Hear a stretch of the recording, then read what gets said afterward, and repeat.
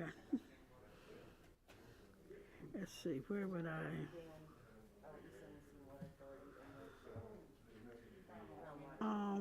Dan, let's have you do this as part of your manager's report.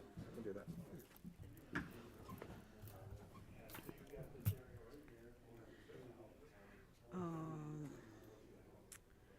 Clerk.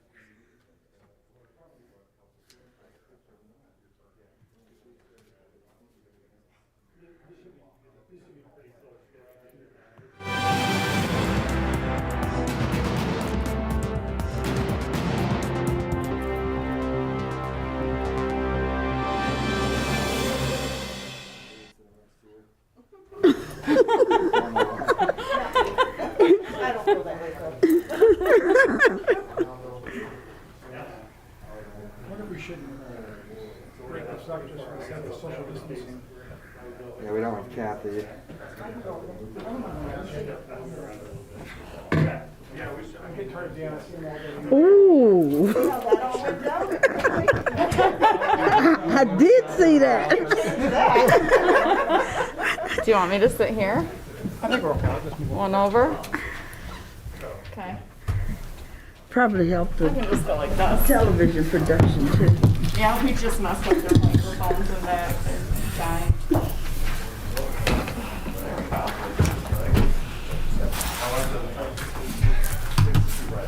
I painted my kitchen this color. There's sure.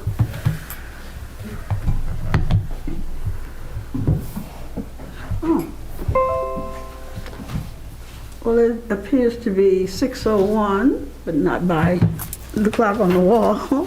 So we'll call the March 1, 2022 regular meeting of the Meridian Township Board to order.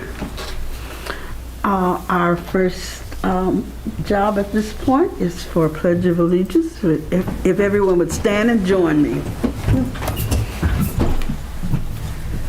I pledge allegiance to the flag of the United States of America and to the republic for which it stands, one nation, under God, indivisible, with liberty and justice for all. Thank you. Clerk Guthrie, would you read a call the roll, please? Clerk Guthrie is here. Treasurer DeShane. Here. Supervisor Jackson. Here? Trustee Ofsimer. I'm sorry, oh my gosh. It's gonna be a long night. I've effectively crossed him off right now. Trustee Sunland. Not here. Trustee Wazinski. Here. That's it. All present. All four board members are present. Trustee Sunland Someone is is absent. Sunland is absent. Yes, thank you. Item 4 on our agenda calls for a presentation, and in this particular presentation, we have an introduction of 2 new firefighter paramedics. Yes, thank you, Board. Bill Priest, Chief of EMS and Training at the Meridian Township Fire Department. Sorry, Chief Hamill couldn't be here tonight. He had a prior engagement. And one of our new firefighters was also unable to make it due to a family incident that was taking place. But I'm very proud to introduce Jared Gentner. He's the person that can't be here tonight. He's out of Adrian. He was a medic in 2014 and also a firefighter 1 and 2. He'll be starting shift with us, and we really look forward. He's got a lot of training behind him in his short career as being a firefighter so far. So we're really looking forward and excited for him to come on board. The other one, sitting next to me, Michael Weber. He became a medic in 2013 out of St. John's, and then in 2014 joined St. John's Fire Department. Again, with Michael, we're very excited to have him with us at the department. It is a little tough right now to find good quality people to work. And with both Jared and Michael, we think we've done that, and we have great hope for them for the rest of their career here. And this is Michael. I don't know if you have any questions for him or want to say anything. Go right ahead. Michael, would you like to, first of all, welcome to Meridian Township and our fire department. Thank you. Would you like to add any words? I'm just happy to be here and looking forward to serving the Township of Meridian and its people. Thank you. We're looking forward to working with you as well.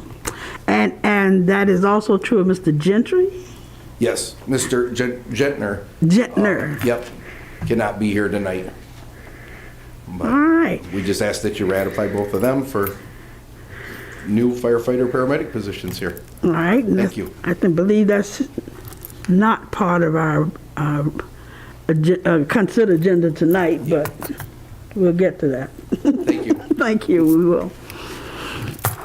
At this point, we're looking for citizens to address agenda items and non-agenda items. I have 2 green cards, and the first is Scott Hendrickson.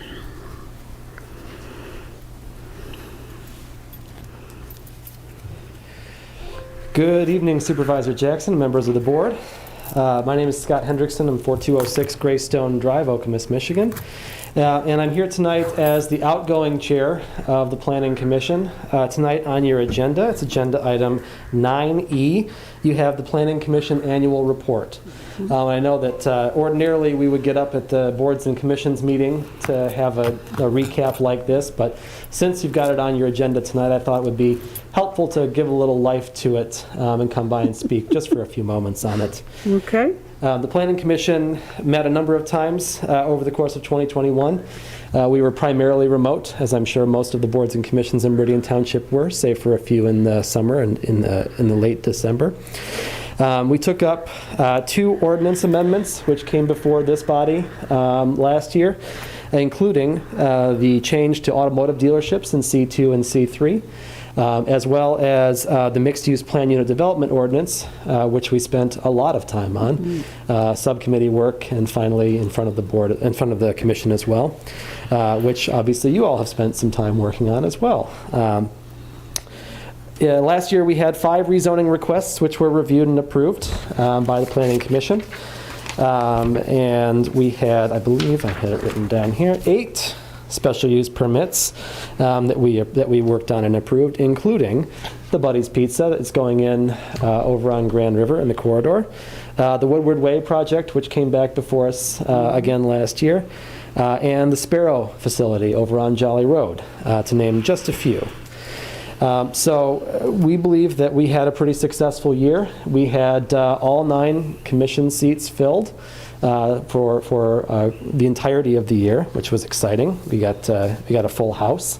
We didn't realize just how packed we could make that the conference table until we got back here in December. But no, it was nice to have a full group. And then finally, I wanted to just mention we did pass our Planning Commission goals for 2022. I wanted to make you aware of those. So as you know, the master plan update is coming in 2022.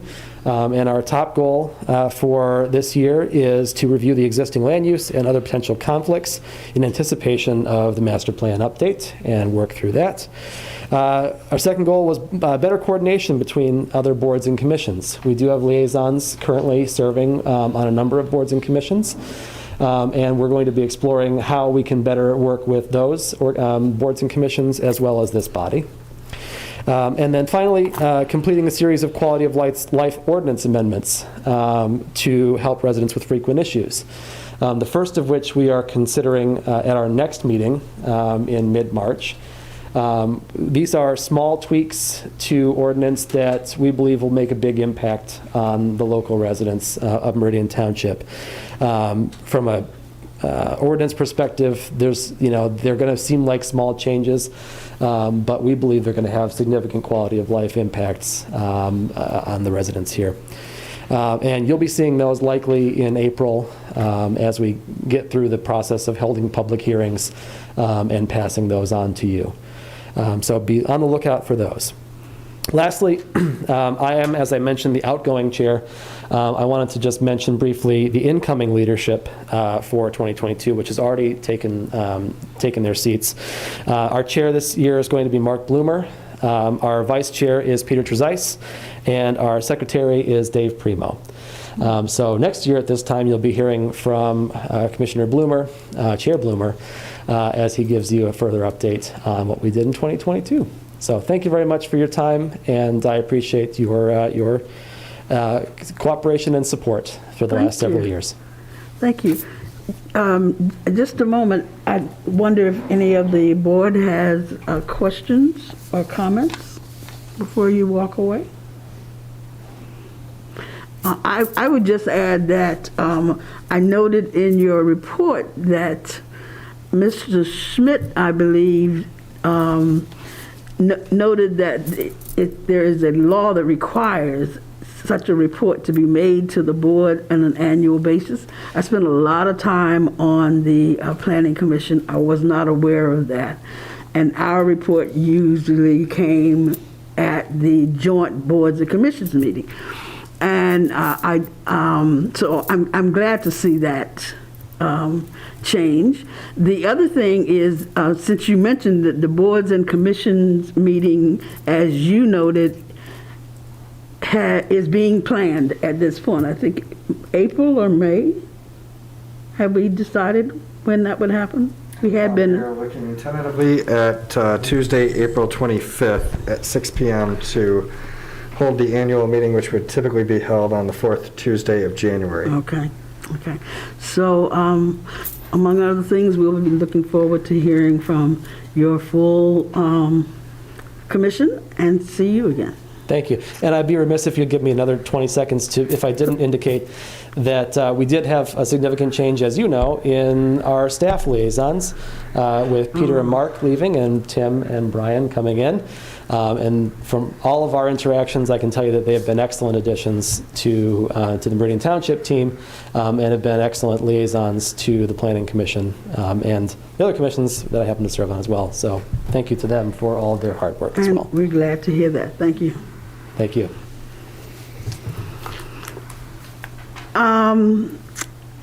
So we now come to Township Manager's report. Do we have a second card from the public? Oh, I'm sorry. That's exactly right. We do. We have one from Ernie Stewart. Would you come to the podium? So, Mr. Stewart, you have 3 minutes. We'll set the clock, and it'll beep at the 30-second mark. Okay, thanks. My name is Ernest Stewart. I've been working, communicating with Mr. Schmidt about problems we have on our property, which is 2 acres over here. It's just a lot. There's no house. We've had... Sorry, could you say your address? 612... I live at 612 Tisdale Avenue in Lansing. My property is over here. There's no street address. It still meets and bounds. That was 20 seconds there, sorry. That's okay. But the problem is that we needed to have some trees cut down because we were informed that 2 large trees on the front of the property fell onto the street, which could have killed people, and it was a very serious, dangerous situation. They were both ash trees, and this doesn't show the ash trees that have fell, but some of the logs are still over there. And so we worked with Mr. Schmidt about how we can approach cutting down trees based on risk and stuff for the neighbors, and there is some risk, and we've agreed on that. So, but the other issue is that because the ash trees over the last 30 years have died, they've allowed tremendous growth, and this is winter growth. When it's turned into spring, it will just it's a complete. You can't walk through it now hardly at all. Certainly no children or anybody else can walk through there, or people who want to look at the property to buy it. But the growth is tremendous because when the trees fell and died, it opened up the sun to these plants that were otherwise maintained, as would be down like this, down the street that has this kind of situation where the trees are not dying, and the canopy, when they come up, the canopy comes up and they don't grow. Unfortunately, we don't have that, so we've got a tremendous growth issue throughout the entire property, and there's some terrible vines and other things growing there. So what we've done is we've asked for the opportunity to maintain this growth down, not to dig it up or plow it up or anything like that, but to simply maintain it. Unfortunately, the regulations have language that includes They don't really have anything that talks about maintaining or just that type of maintenance. They just refer to land clearing. And when you look at the definitions of land clearing from like the Law Inside definition, does not include routine maintenance or property cleanup activities in the definition of land clearing. Land clearing is typically you cut a tree down and you bring the roots up. And that would apply to other types of biomass as well. But in this case, we're not asking to do that. We're just asking to mow it, to get control of it. The lady next door on our property actually has been mowing along for about 10 feet so that this jungle will not take over her fence, and we've been happy to let her do that. So the problem is that you got some language in here that includes the word disturbance, which basically, if you boil it down to where you take out all the fluff that doesn't have anything to do with this issue, it says disturbance of vegetation on a parcel, which disturbance can mean technically literally walking on the property. Meaning if you walk on the property, you are disturbing the vegetation by the strict language here. And that raises a big concern for us because the discussions we've had have not allowed us to get to the point where, well, I'm going to submit a more detailed document to you that will help understand. It's not going to be very long because the issue is actually fairly simple. Okay, and I'm sure Mr. Smith will get a copy and... Oh, of course. And, well, he's got a volume, and I've got it reduced down now that it'll be a little easier to read now. Okay. All right, thanks. Thank you. Is there anyone else who would like to speak to the board at this time? Then we'll move on to Township Manager's Report. And tonight we have Assistant Manager Dan Opsimer, whom I assume is taking over that role for Mr. Walsh, who's on vacation. Dan? Yes, absolutely, Supervisor Jackson. So just a few updates real quick for the board.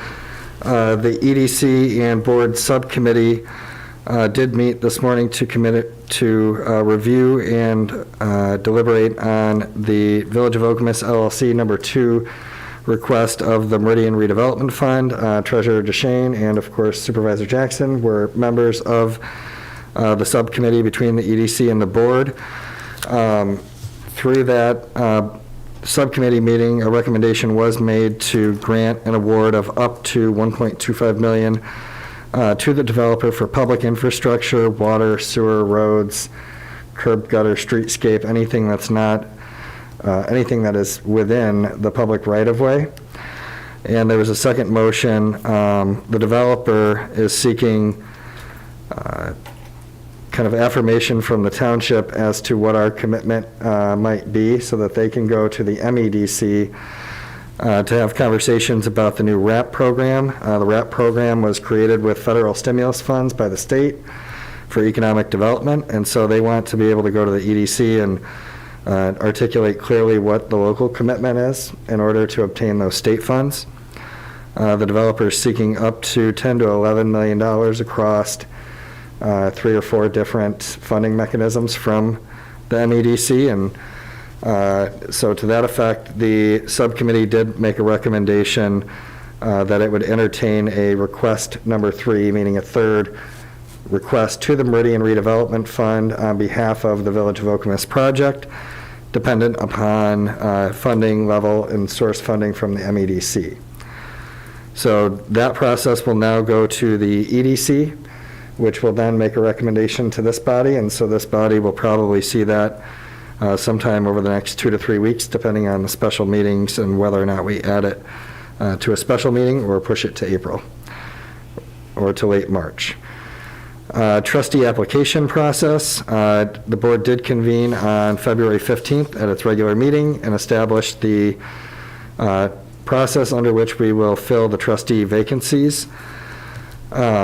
Originally, that was for just 1 vacancy, and of course now we were saddened to learn of Supervisor Stichus passing, and we do have a second vacancy. Applications are due by Friday, March 4th at 4 p.m. They should go to our Human Resources Director, Ms. Tehoff. And so any residents who are interested in applying, this is the final week to apply. And again, Friday, March 4th at 4 p.m. is the deadline. That evening, the board's packet will post publicly, as it always does on a Friday, preceding a Tuesday meeting. And all of the applications will be in your packets for review ahead of the March 8th meeting, at which the full board will convene to decide who the finalists will be, and then the board will convene early. Right now, we have it scheduled for 5 p.m. on March 15th for the board to convene to conduct the interviews and select a finalist, and the traditional regular meeting will commence at the end of that process. Just a couple of other notable items. Buddy's Pizza, the ribbon cutting hasn't been set yet, but anyone who's driven by can see that they're very close to opening, and that will be coming soon. We do have a internal meeting. We're going to have various department heads, Director Schmidt, Director Clark, both our police chief and our fire chief, as well as Brandy Yates, and others within the township will be meeting. This will be a pre-construction meeting with MDOT to go over timelines for the M43 Grand River Avenue construction. Tentatively, we're possibly looking at early April. We do have, MDOT does have a contractor under contract now, so they're nearing the opportunity to commence construction on that. And then I would just note for any members of the public who wish to support the Meridian Cares Fund, we do have an upcoming event. Give me just one moment here. On March 15th, I believe it was, March 15th, Culver's is hosting a fundraiser from 5 to 9 p.m. So it's the Culver's at Times Square Drive in Okemos from 5 to 9 p.m. And proceeds and a percentage of the sales will actually go to support Meridian Cares for anybody who wishes to do so. And that concludes my report. Thank you. Other questions? Then we'll move to item 7, board member reports of activities and announcements. Treasurer DeShane. Thank you, Supervisor. Tax collection is complete for the 2021 tax year as of yesterday, February 28th, by state law. It was another good year for tax collection in Meridian Township. Well north of 95% of our residents pay by the 14th deadline, and a great deal of the rest pay by the 28th. Anyone who has not yet paid their local taxes will need to pay those directly to the Ingham County Treasurer. Call our office at 853-4140 for more information on that. I have a full report for the board at a future meeting with a full amount of tax collection and distributions for this recently completed tax year. On February 16th, I rejoined the Zoning Board of Appeals for its regular meeting, and it was great to be back, and it's going to be a good year for it. And most importantly of all, we are able to grant the requests that were made by that meeting, and included some that will affect development projects that this board will be seeing in the coming weeks.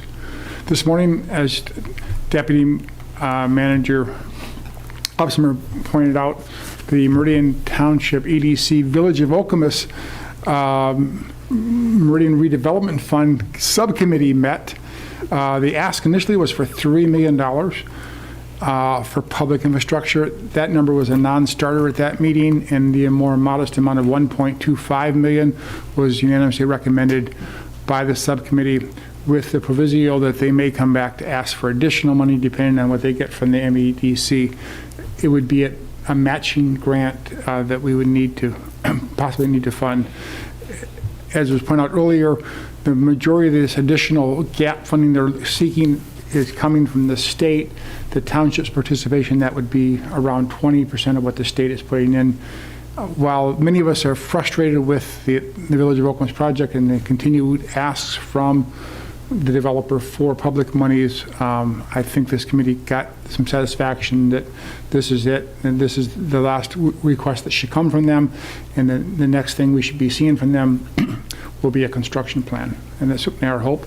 Or it may be time to move on to a new developer. So one of the two things is likely to happen there. We will find out in the months ahead. Thank you. Trustee Wazinski. Thank you, Supervisor. I want to first and foremost, I think our fire representatives left, but to acknowledge, I was surprised today that our fire department went over and above as usual in had a very thoughtful action and/or tribute to our former Supervisor Stajka regarding, if those that don't know, Supervisor Stajka was Polish and very proud to be Polish. And Tuesday was Fat Tuesday, and formerly he would go to Livonia and celebrate his Polish heritage by bringing punchkis to the Meridian team. Well, as in Supervisor Stajka's passing, the Meridian Township professional firefighters and paramedics drove to Livonia this morning to carry on Supervisor Stajka's tradition with delivery for punchkis for the M teams. So wanted to thank the fire department and thank the Meridian Township Local 1600 on behalf of the board and our management team. Thank you. Environmental Commission, our green grants application has closed, and we have received 4 applications that we will be reviewing as a committee and hopefully awarding tomorrow at our Environmental Commission meeting on March 2nd. Groundwater Management Board has not met the past session, and we're looking to meet in the next month. Election Commission, we met to determine voter districts, and the clerk can please correct me if I'm wrong, but we determine voter districts based on the new redistricting of the township to make it make sense and less confusing for the public when it comes to different districts. Land Preservation Advisory Board, I was grateful to be appointed to, and my first meeting will be on March 9th from 6 to 8, and I'm looking forward to that. That's all I have, Supervisor. Thank you. Clerk Guthrie. Thank you. I too want to thank the firefighters. I may or may not had a punchki today. I will neither confirm nor deny it. And I know that staff was super appreciative because we were in the break room looking at them, dividing them up. So thank you very much. It was always something very special that our former Supervisor Stajka did for staff and the entire Meridian team. So that was very appreciated by the team this morning and throughout the day. I also attended the EDC subcommittee special meeting this morning as a public member, just to get more information as to what this process is. I've read a lot of information in the newspapers and seen a lot of conversations on social, but I really wanted to join the meeting this morning to hear what the ask was and what the discussion was, and I thought it was a very healthy discussion by the subcommittee. There were some great questions asked by the subcommittee members, and I thought that they involved the developer in the discussion, and I thought it was just a wealth of knowledge that I wouldn't have had otherwise if I hadn't have attended that. So I really appreciated having that, being able to attend that subcommittee meeting, and I look forward to the recommendation that will be coming before the board. I also attended the Ingham County MTA meeting last week, where a presentation was given by the new managing director of the Ingham County Road Department, Kelly Jones, our former deputy manager, Derek Perry. I would just ask you to tell everyone what MTA is. Oh, Michigan Township Association. Not everybody in the room knows that. Oh, okay. Okay, the Michigan Township Association. They have monthly county meetings, and they have people provide presentations. And this month it was the new director of the Ingham County Road Department, Kelly Jones, and our former deputy township manager, Derek Perry, sat on the selection committee for that position last fall. And so she gave a very thorough presentation on road projects that are happening this year. Of course, everyone knows about the Okemos Bridge replacement project going on through November.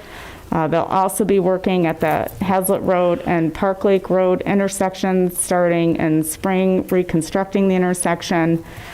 And she gave a brief overview for projects in 2023, adding a left turn lane to Meridian Road in coordination with MDOT, And they'll also be reconfiguring Lake Lansing and Abbott Road to the Hagedorn intersection. I call this year our township infrastructure year because I feel like everywhere I go, there's some infrastructure going on. It's good to see because it is needed. And to hear her give a presentation and the number of roads that are being done in the township and the amount of money was, it's good to see that investment in our community and the infrastructure. At the Election Commission meeting last week, as Trustee Wazinski mentioned, the election commissioners met and improved moving boundary lines for Precinct 10 and Precinct 6 to reduce a dual ballot situation in Precinct 6. Because of their statewide redistricting and the county reapportionment, it created a dual ballot situation for our county commissioners. And so we redrew the lines for Precinct 10 and Precinct 6 to eliminate that dual ballot situation. It still keeps a dual ballot in Precinct 10 because of how the lines were drawn for Julie Brixey's for the state rep position. So, but we tried to eliminate as much as possible because dual ballots can cause confusion amongst voters when you have two different ballot styles within one precinct. And then the commission also approved splitting Precinct 17 into two precincts to meet the Bureau of Elections, the BOE requirements of no more than 2,999 registered and active voters per precinct. Meridian, this Precinct 17 was combined with Precinct 16 back in 2012. And currently, Precinct 17 has 3,200 registered voters and almost over 2,800 active voters. We met with Director Schmidt and Director Clark and reviewed not only the current number of houses and units within each of the precincts, but we also reviewed future housing development projects and how many units would be built in the future to see if we needed to split any other precincts. And it was very good to meet with them. They were and find out that we really only need to do this one precinct, so we're happy about that. So we split Precinct 16 and 17 back up to where it was before, and so we'll be working with the county on those boundary lines. And probably because of the statewide redistricting, county, and what the township's done, probably almost every voter in the township will get a new voter card with their voter information on it. And then let's see what else. Friends of Okemos Library. I attended the Friends of Okemos Library meeting. They have an upcoming book sale this weekend, Saturday, March 5th from 9 a.m. to 5 p.m. and Sunday, March 6th from 8 a.m. to 5 p.m. at the Okemos Masonic Center on Hamilton Road. You can still get there. It's still pretty easy to get to. Their sales have been down because of COVID. The funding for this, for the sales of the books helps them get authors in and helps provide events for the community. And so their sales were down at the last one, so they are looking to get the word out more and have people come in and buy some books at their used book sale. So, and then other than that, attended the Rotary meeting today. I know Treasurer DeShane was there, and Supervisor Jackson was at that meeting as well, and there was a fabulous presentation given by the Hazlitt Okemos robotics team, and we had them here at the board, at a board meeting recognizing them, and it was nice to hear how much of an influence robotics has on students going into college seeking an engineering degree, and encouraging girls to go into STEM programs. So that was very encouraging to hear today. I think that's my full report. Oh, also, I just want to mention I attended Supervisor Stanko's funeral services on Saturday, and it was just very touching to see and the outpouring of community members who came out to the services and pay their respects to the Steica family. And they too, if anyone's considering giving something to the family, they wanted donations to go to Meridian Cares. Thank you. That's my report. Thank you. I would only add to those of you who've been following our broadband access issue. I finally attended the first Ingham County Broadband Task Force meeting on February the 23rd.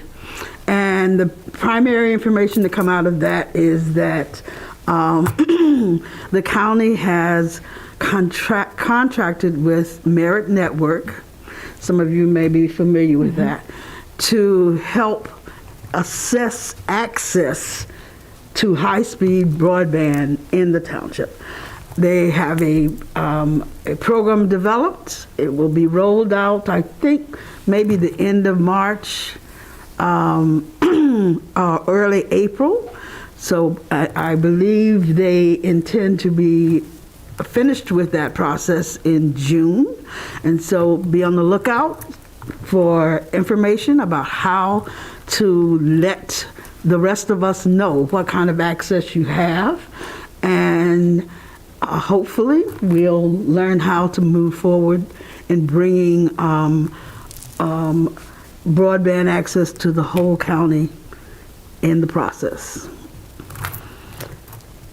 Nothing else? Then we move on to, we need an approval of our agenda.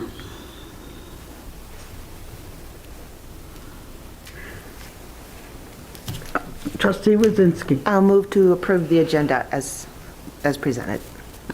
Support. We have a motion to approve and support. Is there any discussion? Then Clerk Guthrie, would you? I guess we don't have to do that. We don't have to do a roll call on that. You can do a voice vote. Yes. All in favor of the motion to approve the agenda as written, please say yes. Yes. Opposed, no. Then the chair votes yes, an unanimous approval of our agenda. We come to our consent agenda, which contains communications, the minutes of the February 15 regular meeting, minutes of the February 22nd special meeting, bills, ratification of a new police officer appointment, and acceptance of the Planning Commission's annual report. Is there a motion? Treasurer DeShane. I move the approval of the consent agenda as presented. Support is, Before we approve it, though, I do want to ask the clerk, we did have a substitute set of minutes that were submitted via email. Those will replace the minutes in the packet, is that correct? They were placed online already. Okay, so these are the same ones that were online? Correct. And the same with the bills that are here as well? Correct. Just a paper copy of what was online? Correct. Very good, thank you.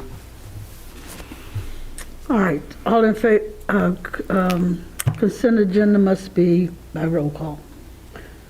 Clerk Guthrie? Treasurer DeShane? Yes.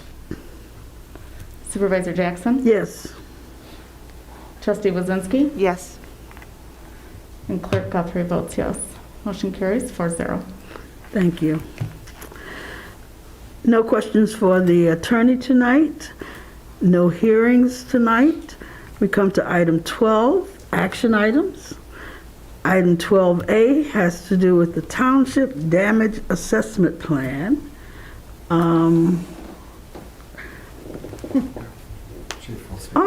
Chief Plager is going to speak to that tonight. I can vaguely answer questions if necessary. I know Chief Hamill's not here, so. All right. And just a quick reminder for the board, this is in the event of a natural disaster or any other form of disaster that would result in a declaration of emergency, whether it be from the state or the federal government with FEMA. And there's financial support to recoup damages. This would allow us to, we would follow this in inventorying that damage assessment, and then we could make the requisite reports to the state or federal government to recoup those damages. So this is a way to get public financing for a natural disaster or other disaster so that we don't have to rely solely on insurance. This was something that Chief Hamill has kind of led. Clerk Guthrie. Thank you. I will reduce my number of questions. I won't be so detailed. Chief Plaga, do you know how this plan will be implemented across staff, like how it works cross-departmentally, like who's all involved with it?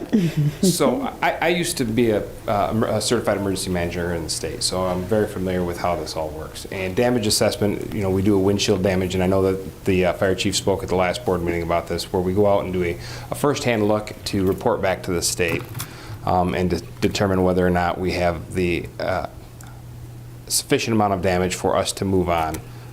We will work with the fire department, also the building department, and the police department. All receive training in how to do these assessments. We then culminate those and move them up through the state. The state then pushes that information up through the federal government, and through those declarations of independence, the declarations of disasters cascade forward. So like the township would declare, the county would declare, the state would declare a disaster, and then all of those declarations start opening coffers up, state monies, and then ultimately, in a disaster that's significant enough, federal monies become available through FEMA, and it's just a structured way of doing these assessments that follows the state and federal guidelines to make sure that we don't miss something and that we provide an accurate accounting of what damages occurred within the township borders. So what I'm hearing is that it makes things more efficient, reporting is more efficient, you work together more collaboratively, and money is available. Is that what I'm hearing? If there is money available, the standardized process in which we report the damage allows us to request those funds. And this decreases insurance rates in the township? There's a... So the fire chief had spoke to that, and there's multiple steps and multiple things that need to be put in place. This is one of them that starts us down that path. Okay, all right, thank you. All right. Anyone else? Specifically, Chief Hamill talked about this plan being included in a larger emergency plan and puts us in step with the county's plans for damage assessment, et cetera, which is different than what we've had before. Is that correct? Correct. This brings us up to speed. We fall under the county's emergency management system, and this is just an annex or a very small, really it's a very small portion of an much larger plan that covers response, logistics, and many other components of what a disaster requires. Right. So what we're asked to do is to approve our plan and support its incorporation with the other plans. Exactly. That's larger exactly plan. correct. All right. Are there other questions? Thank you very much. We have a motion before us. Clerk Guthrie. I move to approve the damage assessment plan as Annex C of the Township Support Emergency Operations Plan.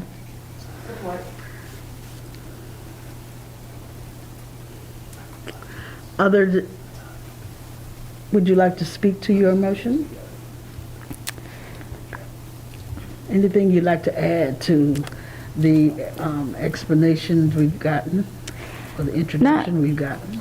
Not much to add. I mean, I love seeing greater efficiencies and collaborations amongst departments, and it appears that this not only does that, it's a benefit not only for our internal processes, but it's a benefit for our residents as well. not only in how we conduct business and how we service the township, but also in the possibility to bring additional dollars to the township.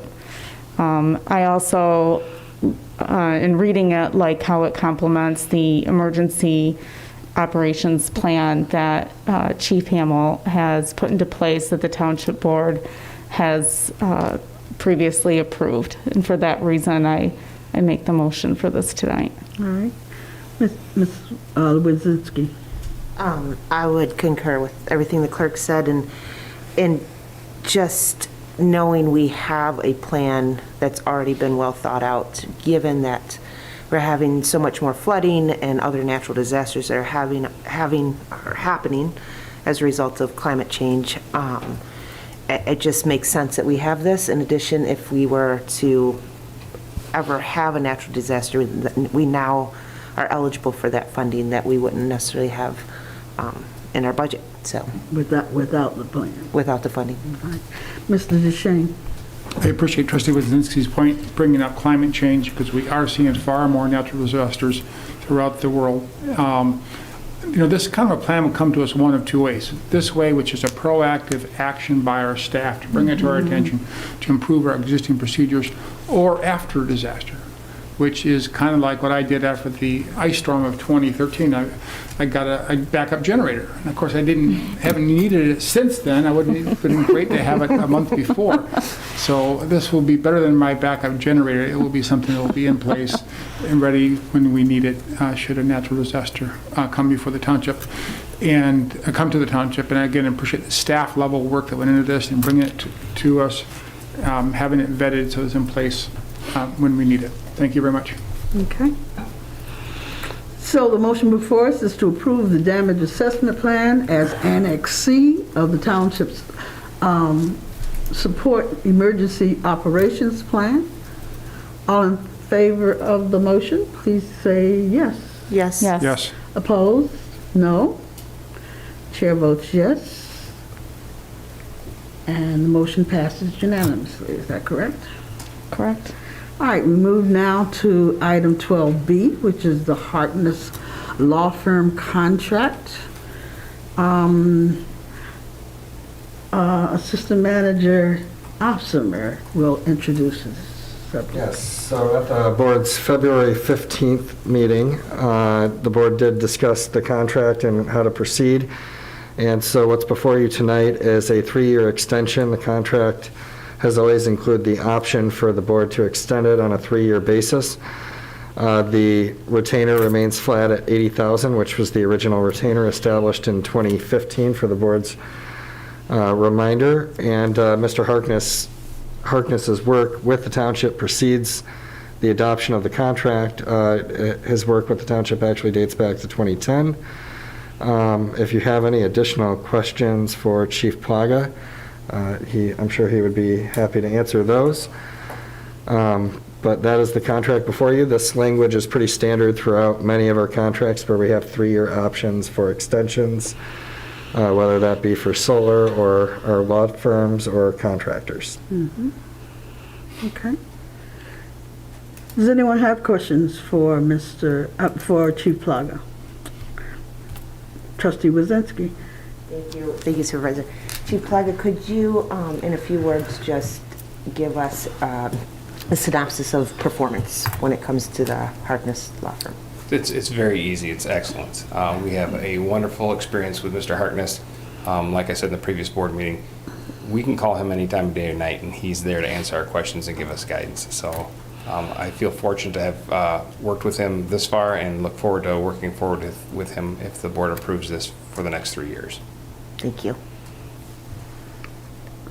Treasurer DeShane. I have a question for Attorney Harkness, if he could approach the podium.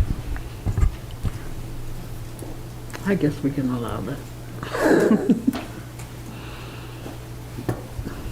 So many of these contracts we're seeing have had huge rate increases. Inflation's at 5 to 7% right now. We appreciate you holding the line at the $80,000 rate for 3 more years. I do have a question for you. Is it possible for you to do this because of the professionalism and the cooperation you're getting from our police department as well.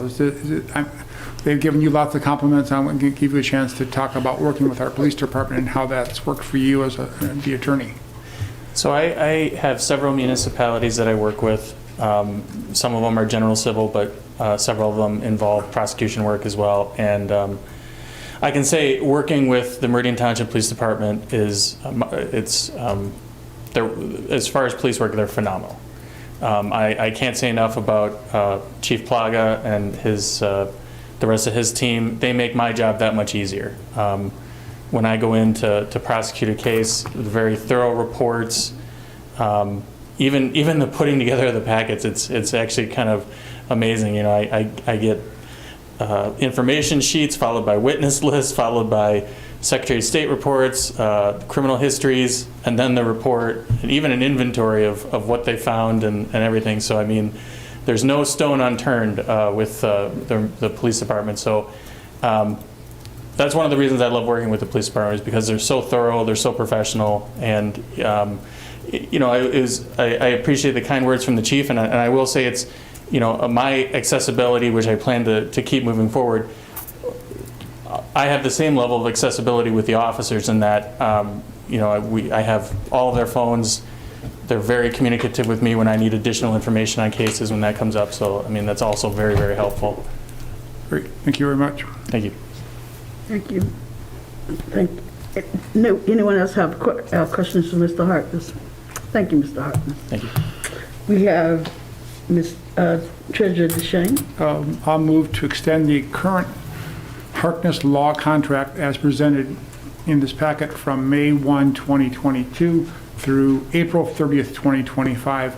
The annual rate for the service shall remain at $80,000 per year. Support. So moved by Mr. DeShane, supported by Trustee Brzezinski. A voice vote. You have a comment? I'm sorry.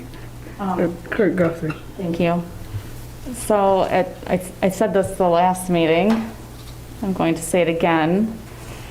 I am in favor 100% of Mr. Harkness continuing his contract with the township. I'm immensely proud to have the township work with him, and I know that the chief is very happy with his services, and so we of course are happy with your services. But I also am not a big fan of not having percentage increases in wages, having contractual increases. And so while I do support, obviously, continuing a relationship with Mr. Harkness and having him represent Meridian Township, I am not a fan of another 3 years at $80,000. I will support the motion, but I want to comment that I hope there is room to open this up, if possible, within those 3 years, or at the end of these 3 years, if the services continue to be exemplary, that we increase this amount. I'm not in favor of 0% increase for any job or person. And so I just wanted to note that. I hope next time this comes before us that there is some sort of increase. I don't know what that is. I haven't looked into it. But I feel like people should be compensated appropriately, and that an increase in pay is part of that. Thank you for that opinion. Trustee Brzezinski. I would concur that I think it's appropriate to reassess to make sure, you know, there's cost of living and other inflation included. My comment to that would be, if we were to open it up for increased amount, I would be most comfortable with having an actual RFP where we're doing a competitive bid. So I'm comfortable based on exceptional performance and the fact that Mr. Harkness is a resident business owner. and at no increased fee. But I think we might want to give it a little more thought if in fact we increase the fee. Not to say they're not worth it. All right, so our choices at this point are to either have an RFP or open it up to an RFP at this point, or to extend the contract as it is, under the conditions as noted in the motion. All right, so we are going to vote on, the motion has been made, is that correct? Mm-hmm. The motion is to extend the current Harkness Law Firm contract as presented from May 1, 2022 through April 30, 2025 at the annual rate for service remaining at $80,000. All in favor of that motion, please say. I think we need do a a roll call, vote. sorry. Oh, we need, okay. Contracts. A contract, yes. I'm sorry. Trustee Wazinski? Yes. Clerk Guthrie votes yes. Treasurer DeShane? Yes. Supervisor Jackson? Yes.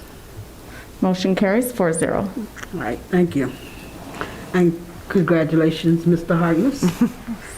Thank you.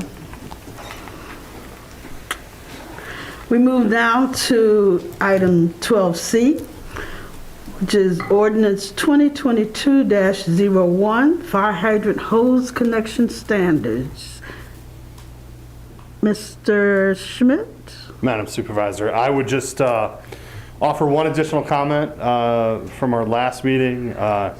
The city attorney, Mr. Kushel, took a look at it, and in light of our conversation at the last meeting, would recommend one minor change in the first line, striking non-residential and putting other than a single-family home instead, just to be clear. It's based on the conversation that we had at the last meeting. It's a relatively minor change. It will require, as long as the board is okay with that amended ordinance, we will publish it properly, and no additional action is needed to make that change. Okay. Trustee Wazinski? Sorry, Director Schmidt, could you explain that a little bit more? So originally in the ordinance, it was for single-family only homes? No, right now it says non-residential. And given the conversation we had about specifically, it's what we're trying to do is exclude non-single-family homes. Mr. Kushel simply suggested just say that, be clear on its face, that it is everything except single-family homes. Which would include multifamily? It would. Excellent, thank you. Other questions? We need a motion. Treasurer DeShane? I move to adopt the resolution approving for introduction ordinance number 2022-01, an ordinance to add fire hydrant hose connection standards in Chapter 26, Fire Protection and Prevention. Support. It's been moved and supported to adopt the motion as read. We need a roll call vote for this. Seeing no further need for comment, would you? Clerk Guthrie votes yes. Treasurer DeShane? Yes. Supervisor Jackson? Yes. And Trustee Wazinski? Yes. Motion carries 4-0. Thank you. And thank you, Mr. Schmidt. We are at 12D. In your packet is the resolution celebrating Women's History Month. Is there someone who would like to either, let's see, read the resolution or make a motion to adopt the resolution? Mr. DeShane? I'd be glad to do both. I move to approve the resolution celebrating Women's History Month. And the resolution reads, whereas American women of every race, class, and ethnic background have made historic contributions to the growth and strength of our nation in countless recorded and unrecorded ways, and whereas American women have continue to play critical economic, cultural, and social roles in every sphere of life of the nation by constituting a significant portion of the labor force working inside and outside the home. And whereas American women have played a unique role throughout the history of the nation by providing the majority of the volunteer labor of the nation. And whereas American women were particularly important in the establishment of the early charitable, philanthropic, and cultural institutions of our nation. And whereas American women of every race, class, and ethnic background served as early leaders in the forefront in every major progressive social change movement. And whereas American women have served our country courageously in the military.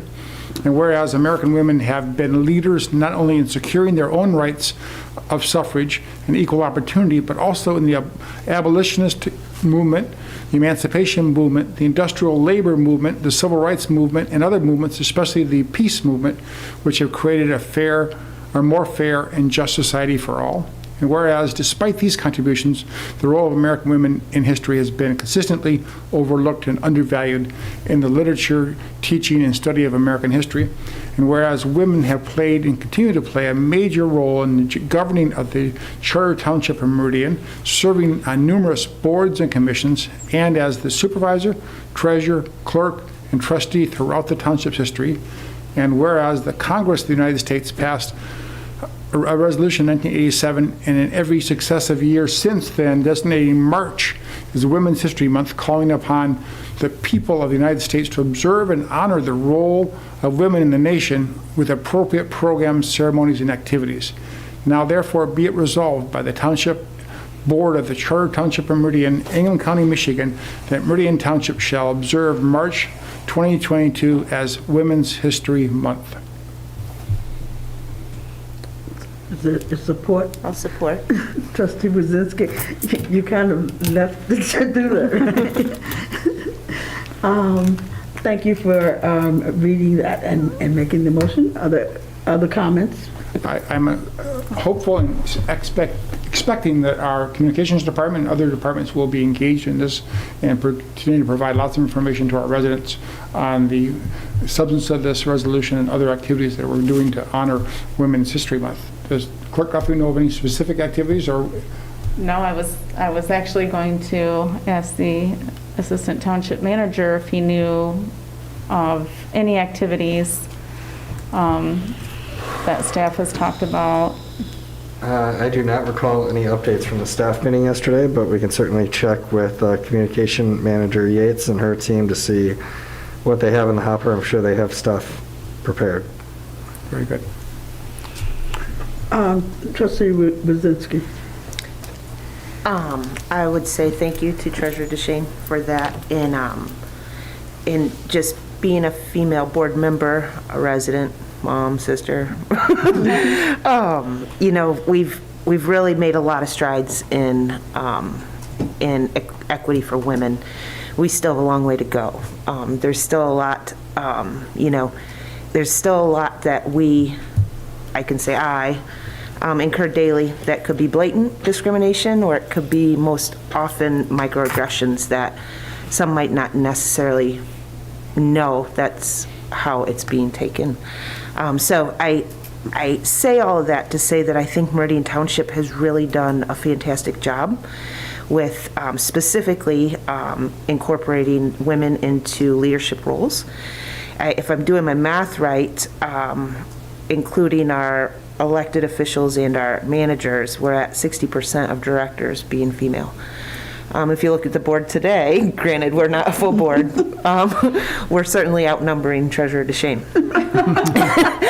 So with that, I do believe the police and fire department has also increased the number of women firefighters and police officers significantly, and I think more than most of other communities surrounding. So with that, I believe staff as well, and I'm really proud to be a representative of Meridian Township and moving this endeavor forward.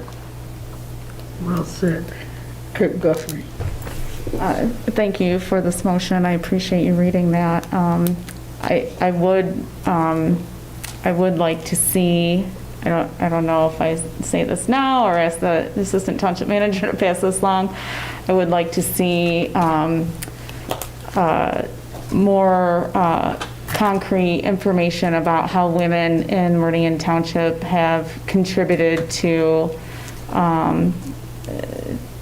to the Land Preservation Advisory Board. I know there's been a significant contribution by females with the master plan. I know that's had a significant contribution by someone sitting right next to me, Supervisor Jackson. I could go to Friends of Historic Meridian and the women who put together the Friends of Historic Meridian and all of the achievements over there. Kit Rich over at the Harris Nature Center and all of the programs that she developed over there, being the first Harris Nature Center program coordinator over there. I think there's a numerous amount of female contributors to this community, and I think I recall Director Clark and Manager Yates talking about female business owners in the community and doing something with them.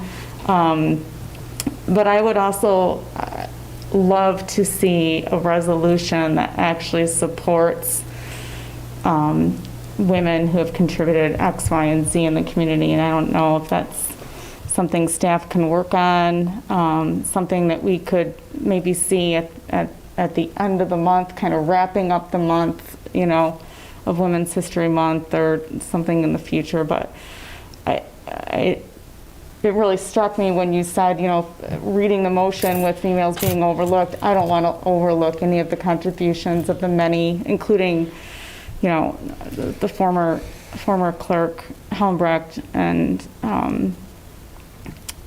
you know, just so many, you know, and Virginia White, and just so many fabulous contributors to this community. I'd really like to name them and what they did.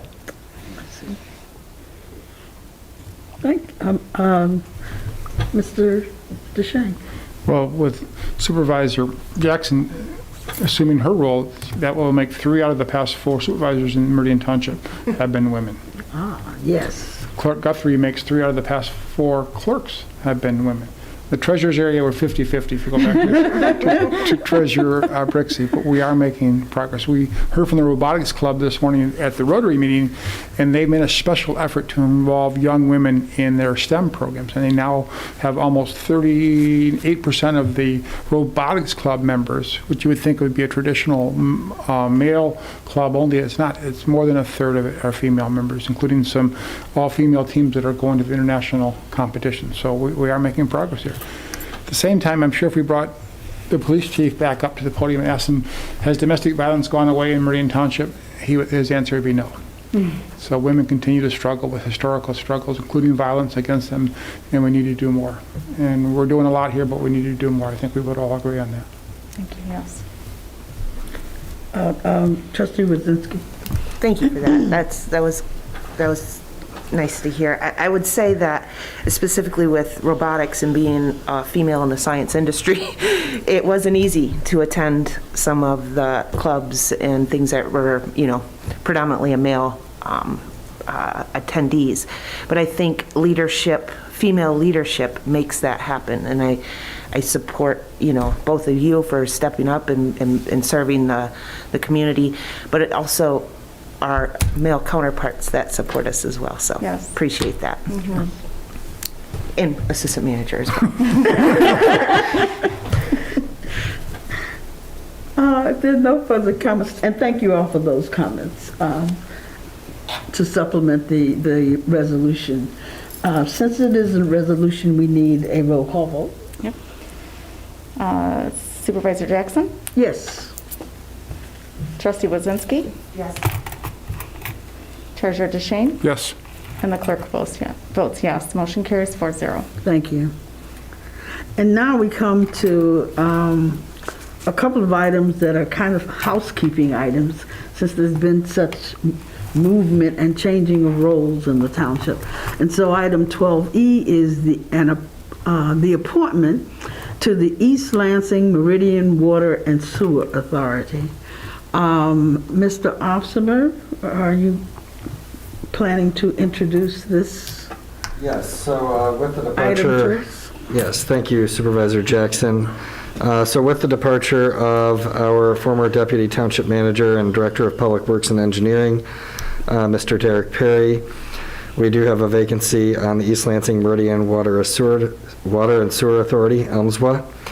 And so traditionally, the Director of Public Works and Engineering has served as a voting member of the body. And so we need to fill this vacancy, and in this instance, I've recommended my own appointment to ELMSWA.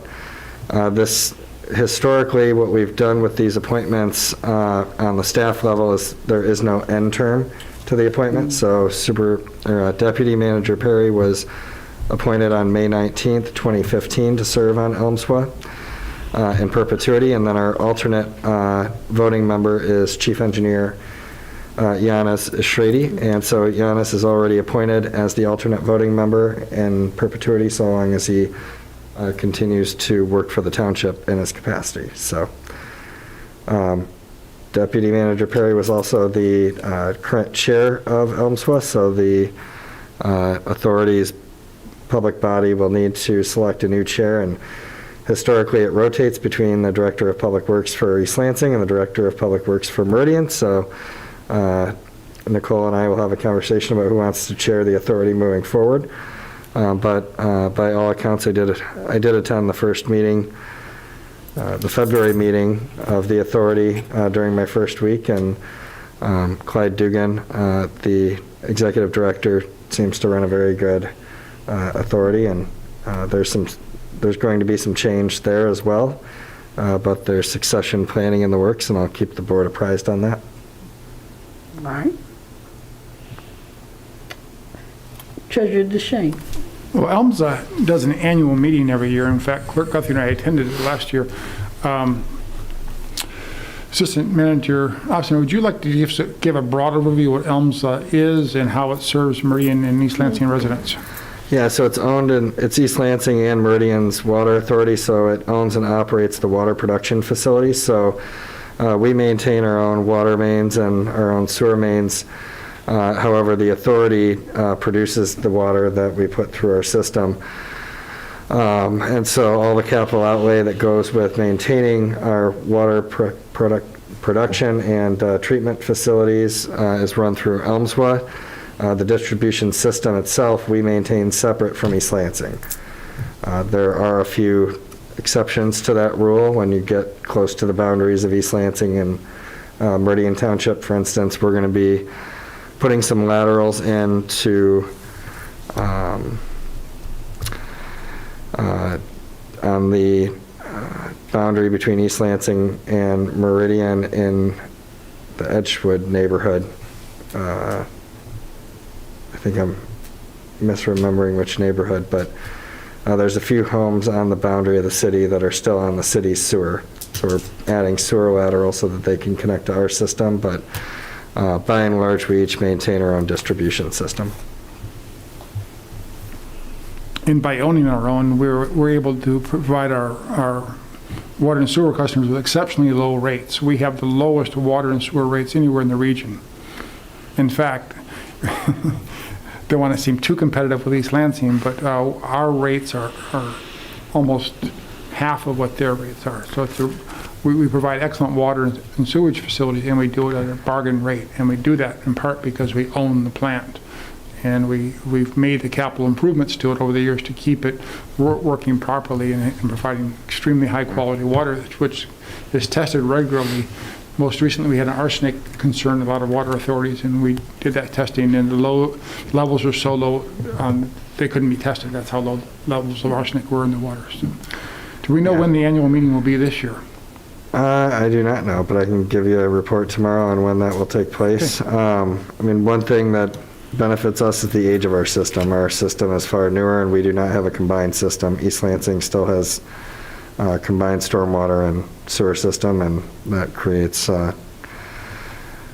issues for the residents. Yep. So,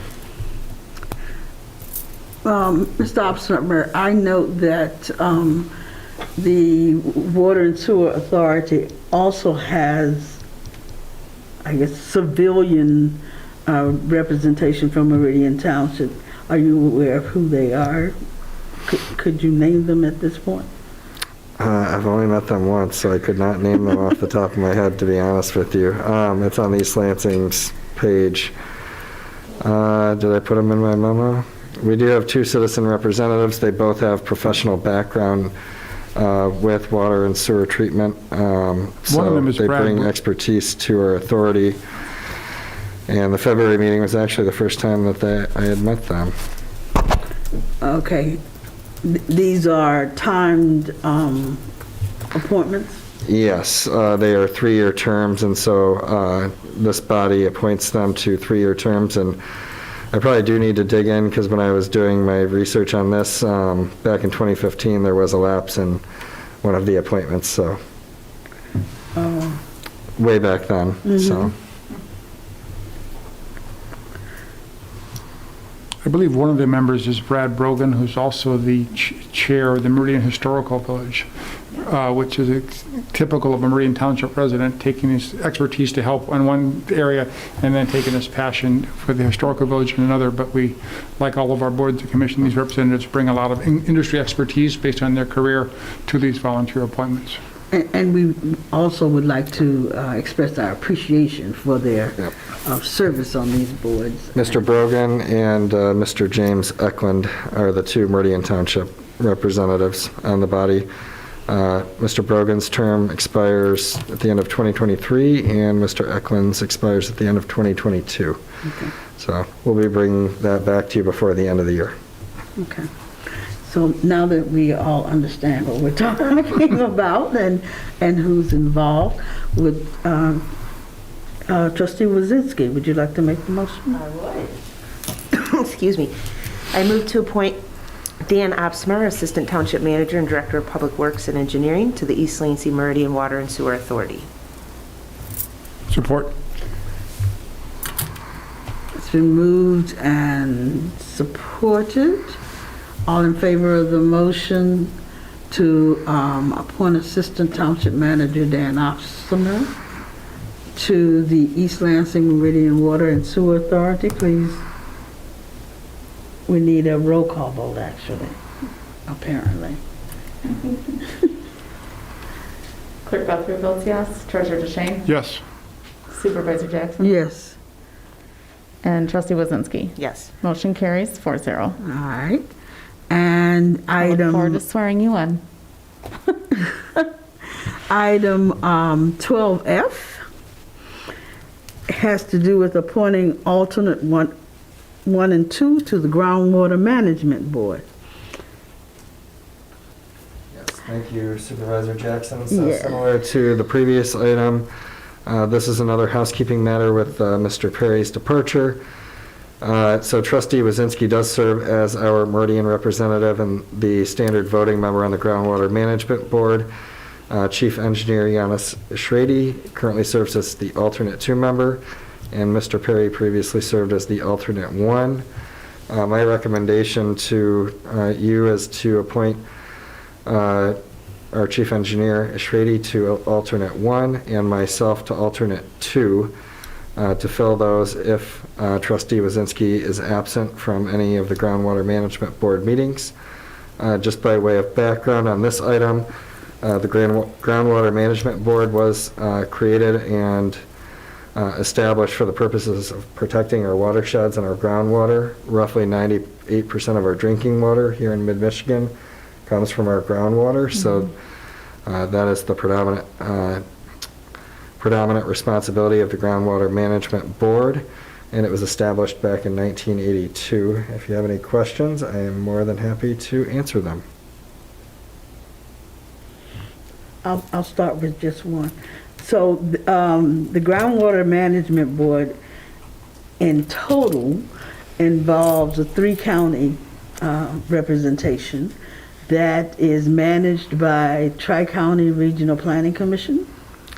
Yeah, I'm actually not sure who the staff lead is. Trustee Wazinski, do you know who the staff lead is, and is it, I assume it's an employee of Tri-County? It is. It's correct. Lauren Shumblin.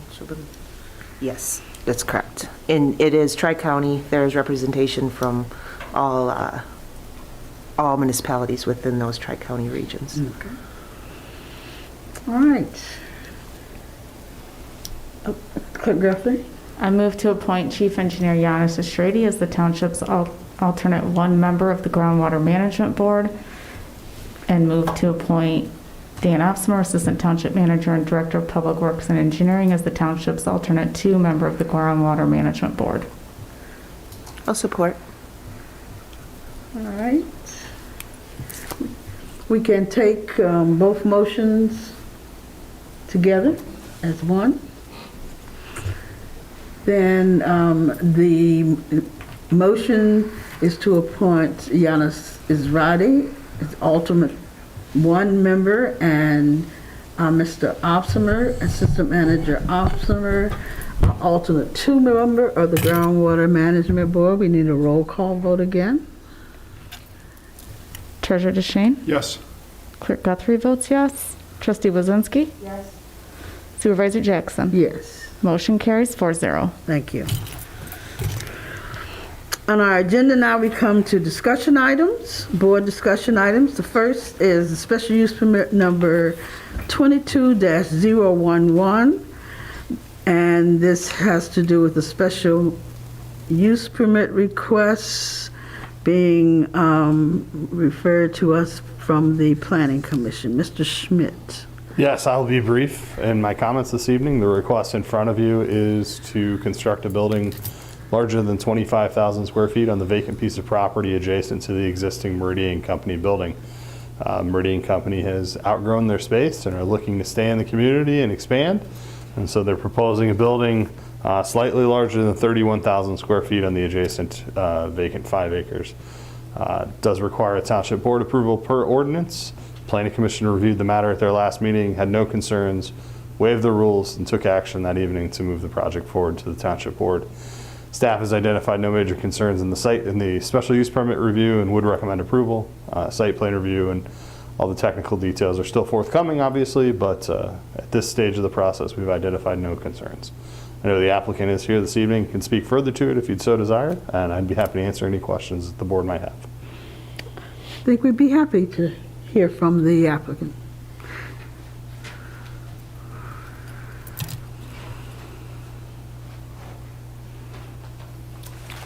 Good evening again. Jim Filipich, 5823 Wood Valley Road in Hazlet. Township resident, I think, for 35 years and township entrepreneur for nearly 38. So I'm more than happy to answer any questions that you have, but essentially, as Tim illustrated, we've been in our current facility. It was constructed in 1999, and we moved in roughly 22 years ago this month, and never figured we'd outgrow it, and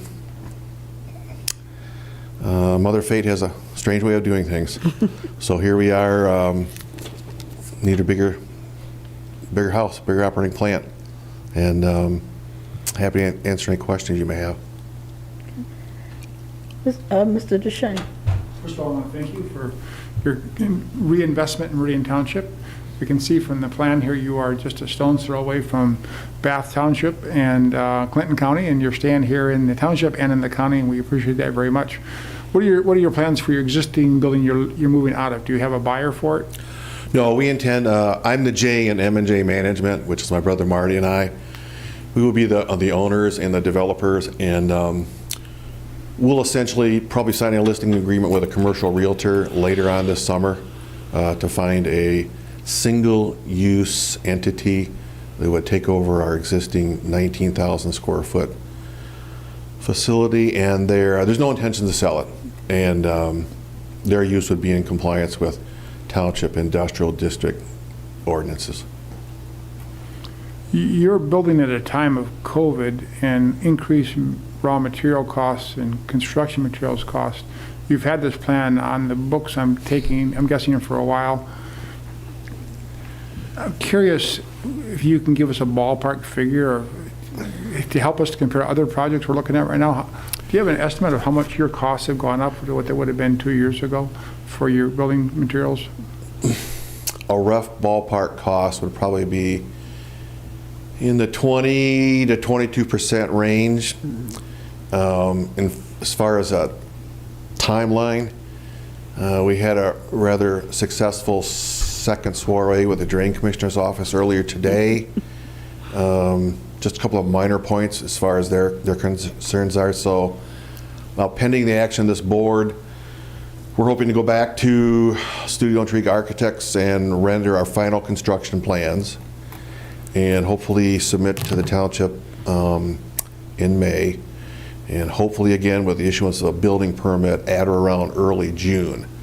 Now, just because we get that doesn't mean we're going to be able to get going right away because of the supply chain logistics and material unavailability. We could do site work through most of the summer, but essentially the major construction components wouldn't arrive probably until sometime Labor Day or shortly thereafter. We're hoping for a sense of enclosure by Christmas and a move-in roughly a year from now. And lastly, we hear from a lot of businesses of the labor shortage, particularly skilled labor shortages, and you're growing at a time when a lot of businesses are having to contract because they can't get the right people. What's been your secret in that, or what are you finding in that? Well, first of all, a competitive wage and benefit package.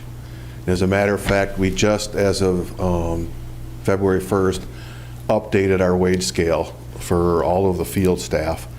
We do that every 2 years, and in the interim we have cost of living increases. But if I could just take up a moment of your time and dovetail back to item number 12D. I'm sure you all know the Ingham Intermediate School District's Wilson Talent Center out in Mason. It's been there for a long, long time, formerly known as the Career Center. Well, one of the upwards of maybe 20 curriculums they have is something called construction technology. And I had the opportunity this past Saturday to go out and judge the initial regional level of competition in Skills USA. And this is basically where the next generation of construction and service industry craftspeople will come from. And I'm just very pleased to know that we've already extended an offer of employment that's been accepted to a young lady who will be alumni of that institution come this June. We've identified another one. We're going to make a subsequent offer of employment. We can anticipate that soon after graduation they'll be coming on board with us. And that would be in addition to the 4 young women we already have on the payroll in the field, ranging in age from 20 to 28. And these are the individuals that get into the trucks and go to the job sites and serve your needs as homeowners, or go to the construction sites and work on things like Rally's Pizza and things like, or Buddy's Pizza, that type of stuff. So we're extremely happy that we've been very, very fortunate to recruit the next generation of tradespeople with a heavy emphasis on women in the trades. And so much for my dovetailing. Thank you for that. We're glad to hear that. Mr. DeShane? Those are my questions. Thank you. Okay. Trustee Wazinski? I'd like to echo, thank you, Christina Meridian, and thank you for being so, been here for so long, so that's fantastic. And to hear that we are lacking skilled trade overall in this country, and to know that you're investing in that, continue to invest in that is fantastic. And women, even better. Well, we managed, I mean, if I were to have taken an employee census for our field staff, be it service personnel or installation staff, I think 5 years ago, the average age would have been probably between 42 and 44 years of age. If I were to take that now, it'd probably be between 30 and 33. So we dropped it dramatically with our youth movement here. And honestly, we hang our hat on that. Yeah, that's encouraging. And Wilson Talent, my son wants to go into their welding program, given that he'll be a senior next year and has all his credits. So we're encouraging that, because that's a cool trade. He'll probably have a job offer before he graduates. I do have 3 questions regarding the actual agenda item in the packet. So mentions, so the natural features study I was reading through. So stormwater, it says treated stormwater will be diverted to the adjacent wetland. And I was wondering what treated stormwater meant within that natural. I'm not quite sure where the term treated came from. Originally, we were discussing recycling stormwater coming off of the roof. Okay, that would have been where the notion of the treatment would have come through, because we've done, in the last 15 years, I think we've done a couple of commercial institutional jobs where we took stormwater runoff off of a roof and put it through a rather significant filtration system and then discharged it into the public infrastructure. But we've opted not to go that route from a cost consideration perspective. Now, Tim might be able to answer your question a little better than I. So generally, treatment of stormwater is through either mechanical or natural means. Mechanical being something like a swirl concentrator, where you have to maintain a piece of equipment that's in the ground that pulls out essentially the grit in the stormwater, or through natural means, which would be the preference and likely what the Drain Commissioner's office is going to push towards, something like a rain garden, or more natural treatment where you discharge into lawn, not wetland, and let it naturally flow, thereby having the grit and the unnatural items fall out before it gets to its ultimate destination. So that's what we refer to when we talk about treated stormwater. Okay. And so, do we have a final proposal for how we're going to manage the stormwater? We do not. Those are the kind of details that we get into at site plan review. Perfect. Okay. This will probably be the same thing, Director Schmidt. Don't go too far. The tree survey. So they did a tree survey on this parcel, even though most of this area was agriculture at one point. At this particular parcel, there's a lot of old growth trees there, predominantly, I think, because of wetlands that are there. It mentioned that there's a difference between trees, old growth, and what we call significant trees, which are at a certain diameter or have some historical value, right? Correct. And so it says that there's 563 protected trees on the property. 30 to 40 of those trees are planned for removal. Do we know how many of those 30 to 40 trees are significant? Off the top of my head, I do not, but I can follow up on that question. I have not reviewed the plan in that detail, because that's, again, not typically something we get into in this stage, but happy to look into that. Excellent. I think the rest of mine, so all 4 wetlands on site are regulated both by Eagle and Meridian Township, just based on their proximity to the Klinger Drain and their acreage. But as I read, the wetlands outside of any stormwater that may be directed there are not going to be affected at all. There's no wetland impact proposed, and there's no direct discharge to wetlands proposed. Fantastic. Okay, thank you. All right, thank you, gentlemen. I might follow up on your question there, Tim's comments. The Zoom meeting this morning with Deputy Director Carla Close and an engineer whose name escapes me at the moment. 2 primary concerns they brought to our attention at the point was increasing one of their easements for eventual subsequent maintenance work. They ever had to get in there, which they haven't had to do in the 30 years since that portion of the Klinger Drain was completed. And so we'll be probably granting them an increase in the size of their easement for access for equipment, spillage, things like that. And the other one had to do with a little bit of an encroachment of the structure itself on one of their other easements, and we're working to resolve that. But by and large, they went off the tick list, if you will, of standard concerns they would have, and they don't seem to have any major concerns for stormwater or groundwater runoff at this point, because our site plan has indicated more than sufficient areas for retention. And we got into the notion of what type of plant life are going to be put in those retention areas and stuff like that. So we're probably at second base with the Drain Commissioner's office. Great, that's great news. Thank you. Thank you very much. I think you have a question. Thank you. Clerk Guthrie. Thank you, appreciate it. First, thank you for your business and how many years you've been in business. We appreciate that. I also know that the program is working, and you and I have talked about that before, about the youth program and students being trained out of the Wilson Center over there in skilled trades. And I know it's working because we have a 1984 heater, and we've had various companies, I'm sorry, but we have had various companies come in and try to fix it. And the most recent person that we had was someone who's my son's age, who went through the program, and I know this person. They came from the Meridian company, and they fixed our problem. That we've had numerous problems, and he was the only person out of every single company to tell us what the problem was and how we should maintain it.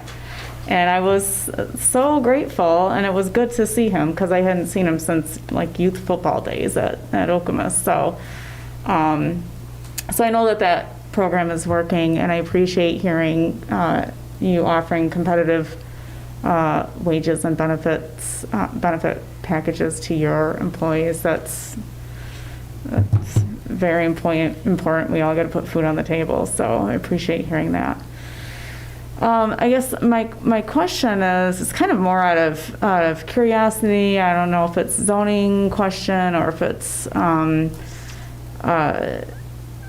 your business is in the technology category. Is that what I read? I'm just curious how that helps you, or if that's something that it has to be in, depending on what your lease is going to be with future lease. I believe that the 2017 master plan for the township and the accompanying future land use map that was with that called for a business technology area, for lack of a better term. And essentially business technology, I believe, is a hybrid of industrial And commercial? office, research and office park. Okay. It's kind of like a hybrid, I believe that's what it is. So now whether that's a future land use term or whether it's contemporary now in 2022, I'm not quite sure. But you hear, when you look at that definition of that term, they involve campuses and things like that. Now, do I ever see a campus coming out to the industrial triangle on Saginaw Street? Probably not. It'd take a major redevelopment effort for the businesses and property owners to the west of us to see that happen. But I'll ask Tim if my understanding of the terminology is correct. I have nothing to add. Okay. All right. And so you plan on leasing the current building that you're in? Yes. Okay. Do you also lease that communications tower, or do they like? That's located on the 5-acre parcel that we had retro zone back to industrial last year. And right now that tower lease is nearing the end of a 25-year lease with my brother and I. Okay. And if you want to talk about an industry that is extremely difficult to comprehend, negotiate, and communicate with, it is the cell tower. Oh, yeah. We've been all over the continent talking to experts. I bet. So where the future of that particular endeavor is in terms of that industry or profession, I have no idea. But we all realize it every day. Okay. So.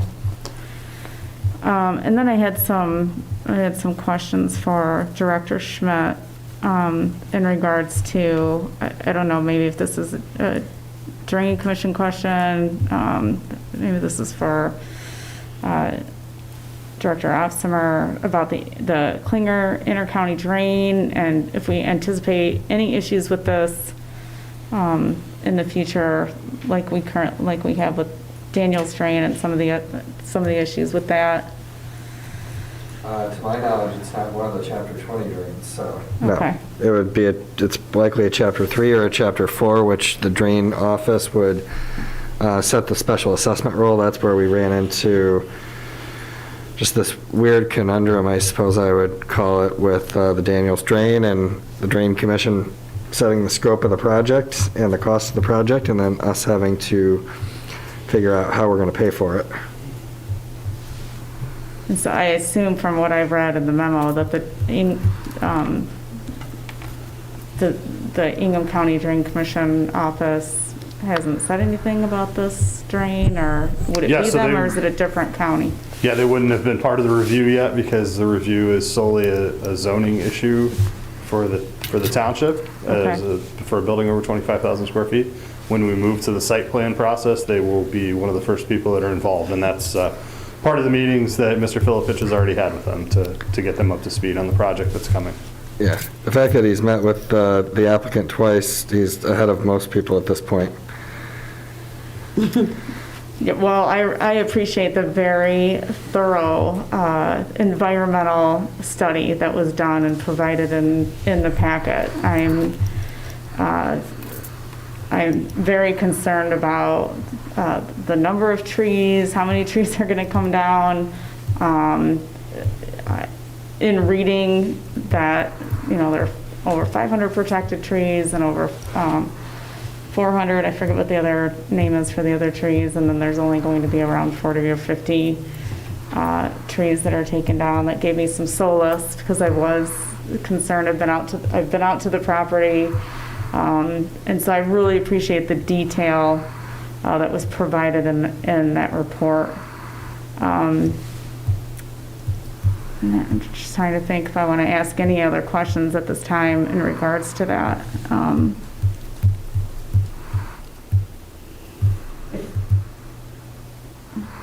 I think I'll hold the rest of my questions for another time. After we find out some more information from the Dream Commission, so. So just to be clear, this won't come back to you in the future. It'll come back simply for the approval of the special use permit at the next meeting. The Drain Commissioner's office will review it sometime in the upcoming months as part of the site plan review, which is a purely administrative process. Okay. So, but we do get to vote on the. It will come back at the next meeting for final review of the 25,000 square Right, foot. 25,000 square feet, that's Okay. great. Thank you both very much. Thank you. I do have one question, actually. I'm sorry that I do want to ask Director Schmidt. And I will let you ask. Thank you. I'm sorry. Is the 104 parking spaces required? Do we need that many parking spaces? Yep, staff hasn't looked at that yet. That's a site plan related issue, but I Okay. can tell you that they are not going to overpark the site. Generally, that is what they need. I know they did have some space that they needed to add to the site for storage of vehicles overnight. And that was one of the design considerations between one of the original drafts of the plan I saw and this version of the plan. So I'm they always certainly looking to believe reduce in- parking spaces, so. Yeah, no, they certainly. I mean, if it's needed, it's needed, but if it can be, Yep. It's, I've often said that nobody puts extra parking on their sites anymore because parking doesn't pay rent. yeah, thank you. Yep. I'd like to address that if I could. It's 1,000 per square feet in industrial, right? Yes. Okay. We know from real time, every day, reporting to work and going through our business mode that we need to have roughly a 2.5 times multiplier of the minimum township requirements for industrial usage. We send a number of our vehicles home every night, every company vehicles, for dispatch from home, but still in real time, the last 4 or 5 years have indicated the fact that in no way, shape, or form would even 2x the minimum suffice our needs. So it does appear to be inordinate, but in reality, Monday through Friday, it's the real world for our business. Okay. All right, thanks very much Thank for you, consideration. thank you very much. We've actually learned a lot about, and obviously, a prospering business in our township. And Thank you. that's been very useful. Mr. Schmidt, I think we've learned some things about how we put together our new master plan as well, in terms of defining some of the terms. Oh, I've got all kinds of ideas for the new master plan that I'll be sharing with the Planning Commission in the near future here. All right, we'll be looking forward to that. All right, our final discussion item, again, will be presented to us by Mr. Opsimer. Has to do with it's 13B, the American Rescue Plan funds. You will also tell us why we're talking about this at this time, right? Yes. Give me just one moment here, board members. Okay. Okay. So I'm going to try to remove as much jargon and acronym as I can in trying to outline this. So essentially, with the ARP money, so these are federal dollars that were appropriated through the American Rescue Plan during COVID. So these were largely designed to stimulate the economy through state appropriations and local appropriations. And so the federal government has gone through a very lengthy process since the American Rescue Plan Act was passed by Congress and signed into law. And so basically the U.S. Department of Treasury has created rules and promulgated rules around what we can and can't do with ARP funds.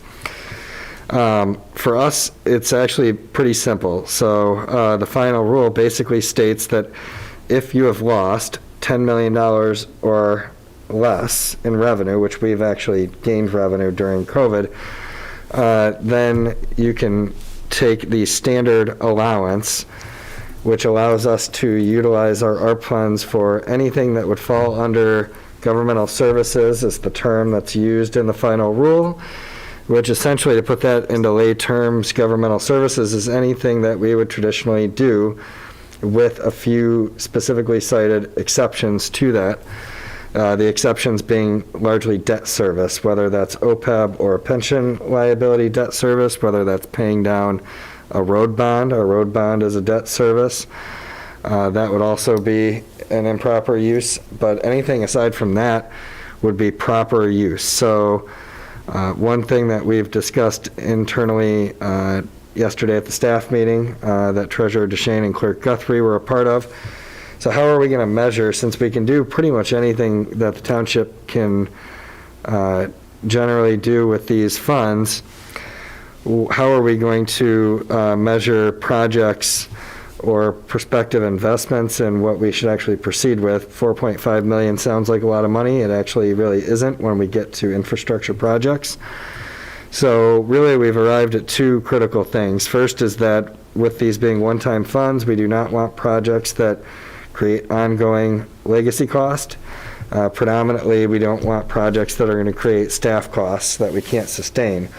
We know that any infrastructure project is going to create maintenance and preservation cost, and that's unavoidable. So then how are we going to evaluate these? So internally with my departments, I had some brainstorming sessions where we kind of went through a couple of scenarios, and we basically went down each bucket of project that we typically do. So for instance, road projects.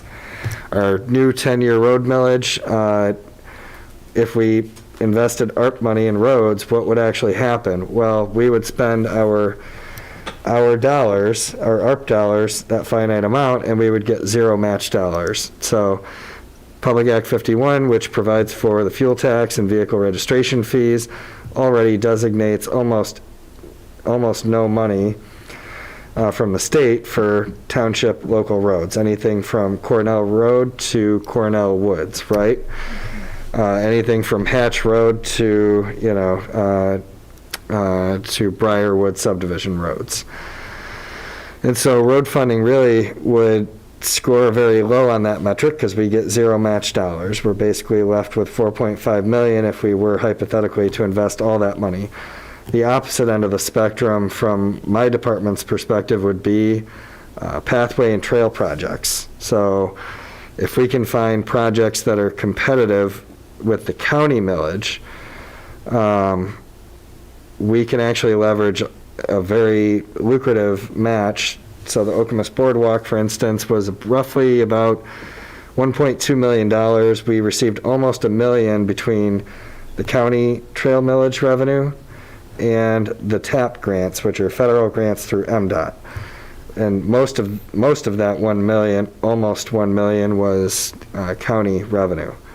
So the county millage, trail and park millage revenue isn't a 50-50 proposition if you have a very attractive project in terms of regional connectivity. And so there's a couple of projects that we think would be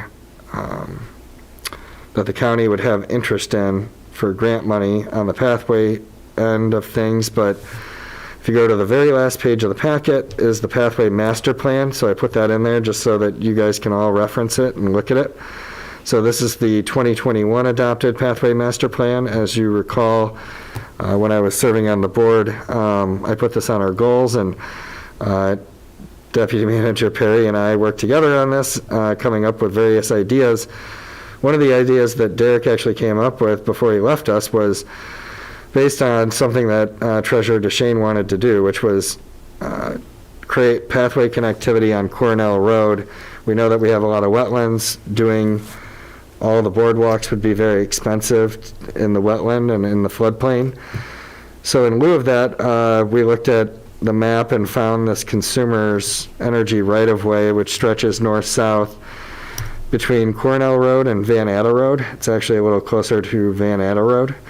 And so it stretched this prospective trailhead. Now, we don't have easements to build it with Consumers yet, but I will be meeting with Consumers next week and plan to have an initial conversation and set up a further staff meeting on this.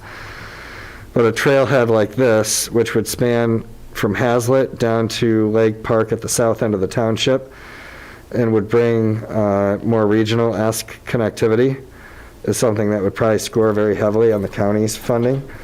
And so that's probably the opposite end of the spectrum, where we can leverage $1 and we could get $5 to $9 out of every $1 that we spend, right? Somewhere in the middle would be water and sewer projects. And so our SAW grant, Sewer and Water Authority grant that we received from the state in 2017 has been fully invested into the system. And so when we invest into the water and sewer system, what do we actually get out of it? We don't have, we have a relatively new system, but it does require maintenance.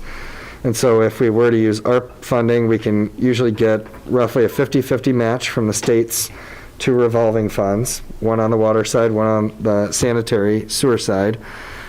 And so that's a pretty standard match. And what we do with those resources is we're keeping our water rates low. Any investment that we make is going to offset water billing increases. So that would help offset, future costs to residents and businesses alike in the township. And so those are three ideas that my department's put together. I did present this to the M team yesterday at our meeting. Chief Hamill's already sent me a couple of ideas for ARP funding. I know Director Maisner's going to have a list, and the state is prospectively looking at a pot of grant money where they're taking some of these federal stimulus dollars and creating a local park fund where local units could apply. That one is a moving target because when we create a new fund like that at the state level, we don't know because departments don't promulgate rules until the legislature passes them, just like how this final rule was just adopted in January of this year when the American Rescue Plan was March of 2021, right? So it can be tough to look at new funds and try to know what the match would look like. We know with like the Natural Resource Trust Fund and established funds like the Clean Water Revolving Fund and other funds that are established and have been there for decades, what we can expect. But we also do need to get moving our timelines for ARP funding, and for obligating this is the end of 2024, and then we have to expend it by the end of 2026. So we need to appropriate by the end of 2024 and spend by the end of 2026. And so these projects are going to need engineering, and we're going to have to do RFPs for them, whether it's parks, pathways, water, sewer. There's a lot of lead time that goes into the planning of the project. So it seems like we've got 2 to 4 years there, but that goes really quickly. That's only 2 construction seasons before we're obligated. So we need to get some contracts. Fishbeck is on retainer with us for water and sewer. If we do pathways, we'll want to do an RFP. We'll largely design it in-house, but we would do an RFP for the construction end. So roughly what we're thinking is, since we're going to have the board and commission meeting in April, you're already going to have 3 meetings in April, and we've got that first week, we're probably going to meet the 12th, the 19th, and the 25th. Or 26th, I think it is. So with the April calendar being pretty full, we're looking at May. Could we do a special work session in May where we devote it solely to ARP?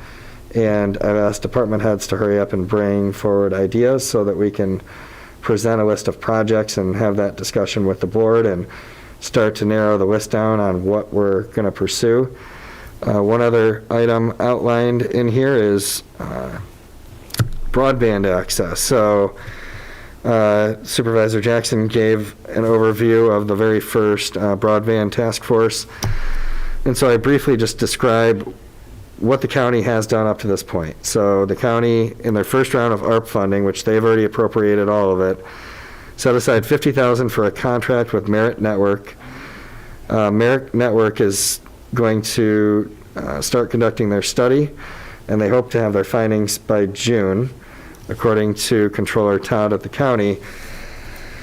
The study is not exactly what I thought it would be. I thought it was going to be working with the providers to get their service maps right. Like when we talk about Consumers Energy in their service area or BWL in their service area, we talk in terms of mapping and GIS and literally mapping the boundary. It's a very precise line. Apparently, the Merit Network contract with the county is surveying households and businesses. Like they'll go in and test the speeds. It's not entirely clear to me, but I'll have some conversations with folks at the county, how that yields a study that would show us the gaps. So I don't quite understand that contract with Merit and what the actual deliverables will be, right? What's the final product? Because really the way that I've understood it is, you know, the cost, the non-costly approach is for us to go and approach the providers who are adjacent to the gaps in service, and we could talk to them and see if we could partner expense-wise on extending their lines, right? So extending, if consumers end somewhere on Grand River, could we work with them to extend it all the way to Meridian Road on the east end of town and north-south up and down Meridian Road? Is that a feasibility? And what would be the cost sharing, right? But if we don't have a map of where the gaps are, then we don't actually know what we're trying to pursue. So that's a bit of a moving target. Hopefully I'll have more information for you at one of our future board meetings. Happy to answer any questions, but I think that about covers it. I mean, we're looking for capital outlay, and for tonight I'm just looking for general feedback on interest area for the board and what the board wants to pursue, with knowing that we've got 2 years to get this obligated. Let's hear from Treasurer DeShane first. I've gone first many times tonight. Why don't we have the clerk have to go first this time? If you like, Thank you, welcome. appreciate it. ladies' night. Right. The moving target for broadband, it seems like it would be difficult to know what to budget or how to appropriate funds for that type of project. It almost seems as if we could have a discussion with some of the providers and maybe find out where some of the gaps are, or ask the Communications Commission where people have filed complaints regarding lack of coverage on specific streets. I know some of them are filed on Meridian Road with the Communications Commission in the past, and maybe work with them on a private-public partnership to expand that. Yeah, this is no doubt, it has to be a partnership because we would not have any deliverables on service under this option. And so we have to work with the providers one way or another, and so Comcast is on my list of partners to meet with, as is ACDNet and others, but I need to get an actual working list of every provider in the township.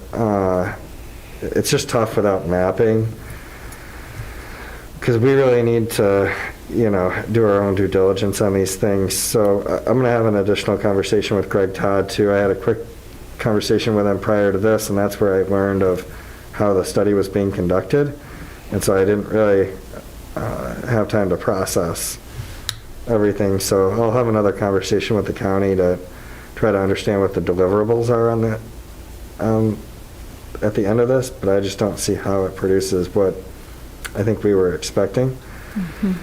And where the gaps are. But Comcast is on my list, and that'll probably be the first provider, and they're certainly the largest provider in the township, but I'll meet with AT&T, ACDNet, every other provider across the township, and but it's the provider that's adjacent to the gaps that we have to work with. We don't have choice. And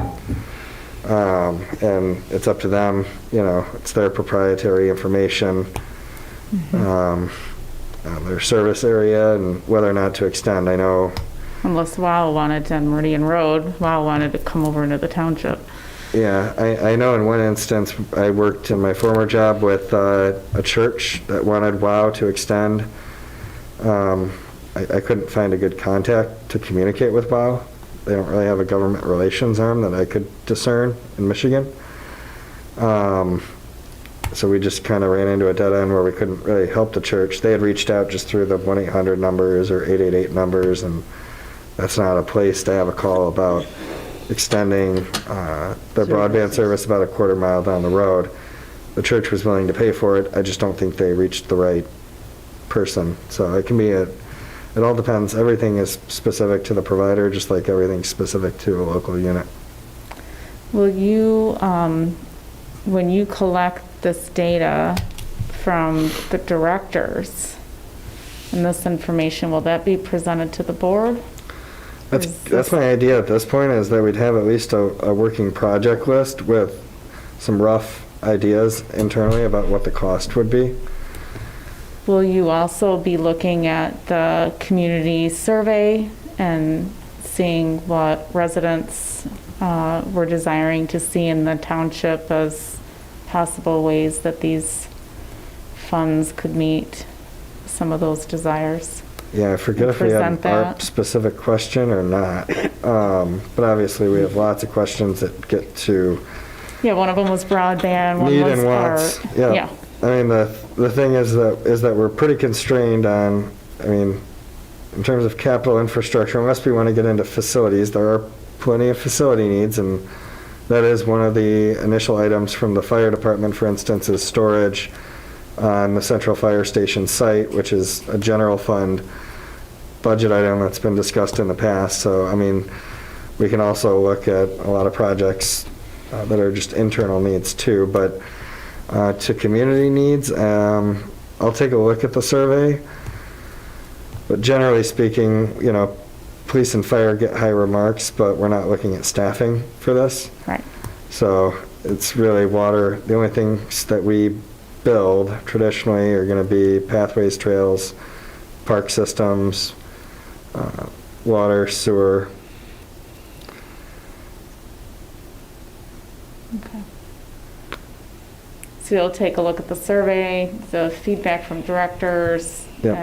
and bring something to us to look at. Yep. And just generally speaking, if we can get a 50-50 match on the entire thing, that now you're talking about $9 million in investment. Whereas if we put it into roads, you're talking about just the 4.5 that we have today. So that's just kind of the big picture when we look at the match funding and the importance of getting the match funding. That would have a higher priority than. Yep. Those are all my questions. Thank you. My comment was that your match strategy here, I think, is brilliant. I'm glad to see you're taking your really creative way of thinking you had as a board member and applying it here as assistant manager, because I think it's the best way to leverage it. And county is the easy, low-hanging fruit one, but there could be other grants, particularly with our water and sewer plants, that it would be worth it to have this investment that we then get a match for. So if we could turn our 4.5 into $9 million, that would be phenomenal. And some of them may not have a match, but those that do, we certainly want to pursue those. Regarding broadband, I also like the idea of partnering with existing providers. We have a public utility in our water and sewer plant, and I think that sometimes people have, even some of those that said, yeah, the township should pursue broadband, they might have been thinking we would provide a similar public utility for broadband, because they're not happy with having just one choice with Comcast. But the amount of capital that we require isn't $4.5 million. It's, I'm sure, well north of 10 times that.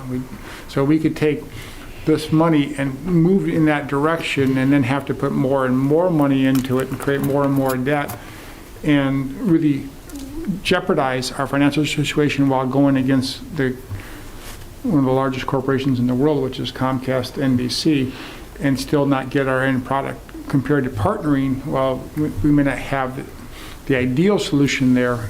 We're still then using most of the money for these kind of matching grants and providing some money for this working with existing providers, because we do have an issue with that. Some of our eastern third of the township urban service boundary residents with access to internet, and we know that's essential right now. Access isn't really optional if you're trying to work remotely. And we don't want to say, well, you bought a house back there, and so you should have known you're getting. The world has changed since they bought that house. When they bought that house 20 years ago, internet wasn't essential. It is essential now. And so we need to, as much as we can, help them to stay in their homes and still be connected as much as they want to. But I want to really thank you for bringing this matching idea to the board. I think it's brilliant. I think we should pursue it.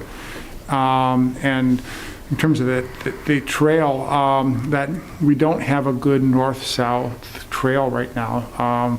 And Cornell Road is always the prime location, but the problem with that is if you've driven down it, there's just no right-of-way access to be had there, short of taking out 100 or 200 prime trees, which no one would want us to do.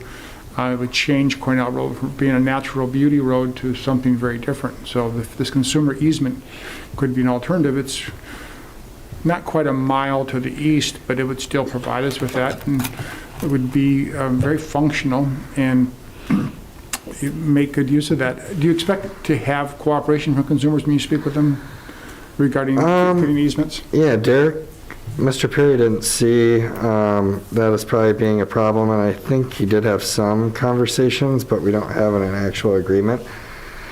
I think consumers had an interest in doing some stuff with pollinators and stuff, and so there's probably ways that we can partner as we're building it. We could plant some pollinator species throughout the trail system if we needed to. There's plenty of ways that we can work with them. Another trail that would probably score very high that's been in the works for longer, which is an east-west connector.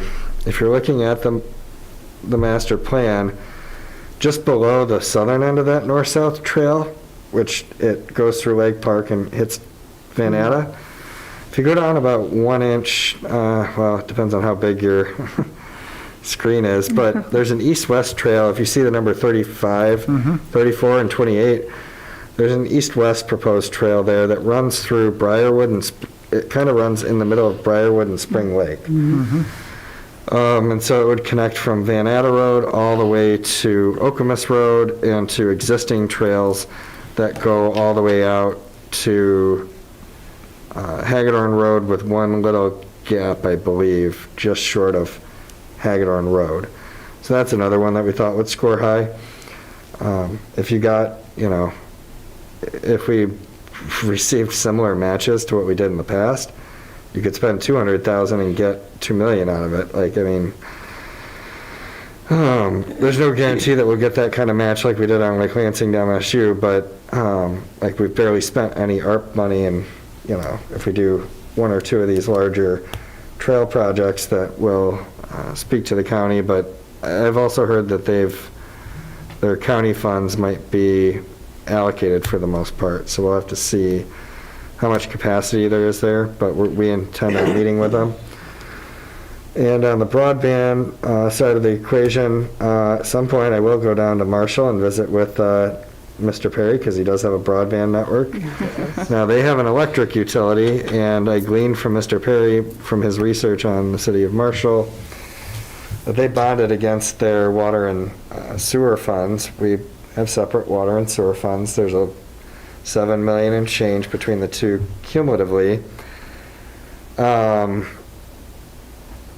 So essentially, and I don't know that I really agree with the philosophy and the way that they went about this. They had to increase water rates, probably more than they would have if they hadn't bonded against their water and sewer fund. And so people are paying based on water use for broadband. I don't know that I agree with that way of going about it, but what's also likely different from Marshall to us is that they're, you need cash reserves, and they're such a small community, but they have a utility. They have water and sewer, and so and electric. They have their own electric utility too. And so when you're such a small community with utilities, you still have to maintain, you need a solid fund balance. And so their fund balance is likely far higher than ours is relative to the population and the geographic territory, right? It's a city limits tend to be more constrained. Portland is also working on broadband. They have their own electric utility. They're trying to run conduit using their underground, using their electric utility.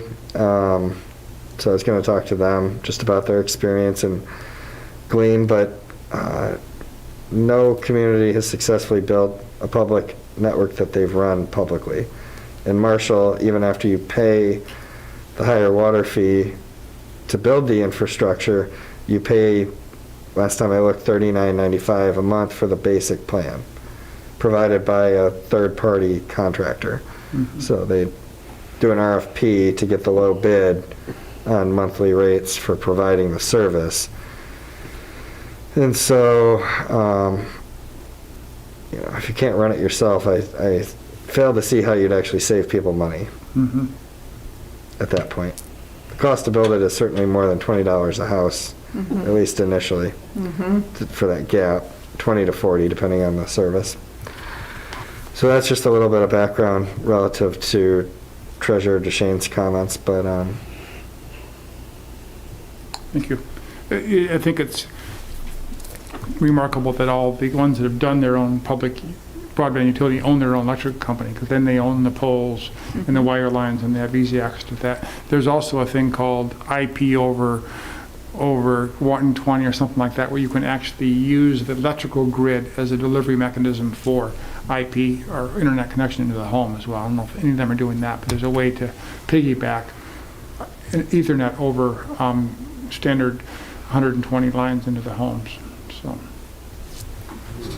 Stephen's left the room. He could probably give. But if we can get, if we can find providers that will work with us, I think, extending lines is very doable if they'll work with us. I mean, the infrastructure in the areas of the community that aren't served, it's all fiber running on poles. It's not underground. If you drive through the Shoals neighborhood, Trustee Jackson or Supervisor Jackson and I were talking about this earlier. Some of our neighborhoods, all the utilities and all the infrastructure is underground, right? If you drive through the Shoals, you'll never see an electric post. You won't see any electric lines anywhere. If you drive in the Eastern Third, everything is above ground. Only wherever the water and sewer stop, those are below ground, but all the electric lines are above ground. So extending fiber on poles is a lot cheaper than boring it underground. Thank you. Clerk Guthrie, do you have a comment or question to this report? Trustee Wazinski? I would agree with Treasurer that I think the match is it makes the most fiscal sense. And I also agree that it has to be capital outlay and sustainable, given that, $4.5 million doesn't go far. So I think right now we have to wait for the assistant manager to give us more info on some of the topics, but yeah, these were just for conversational pieces because a lot of departments haven't had time to weigh in, but we'll collect all of those and we'll bring a full report back in May when we do have a special work session. Okay, so this was just a conversation between you and your department, and knowing that broadband was One of those. discussed. Yeah, this agenda item preceded my time in my current position, and so Deputy Manager Perry had it slated for the agenda, and in the interest of not slowing it down, I took the time to read through the final rule, which was about 50 pages, to figure out what our options are, and it really could be distilled in about 20 words, but like any bureaucracy, they took about 50 pages to boil it down. So it's the rules are more onerous and more prescriptive for like core communities like Flint, Saginaw, Detroit, East Lansing got a lot more money than we did. We only got about $105 per resident, I think it is. So for the other communities that got, tens of millions, it's a lot more prescriptive. It requires, that they can't spend it all on preferred items versus, if you've got lead service lines, you need to get the lead out, that kind of program.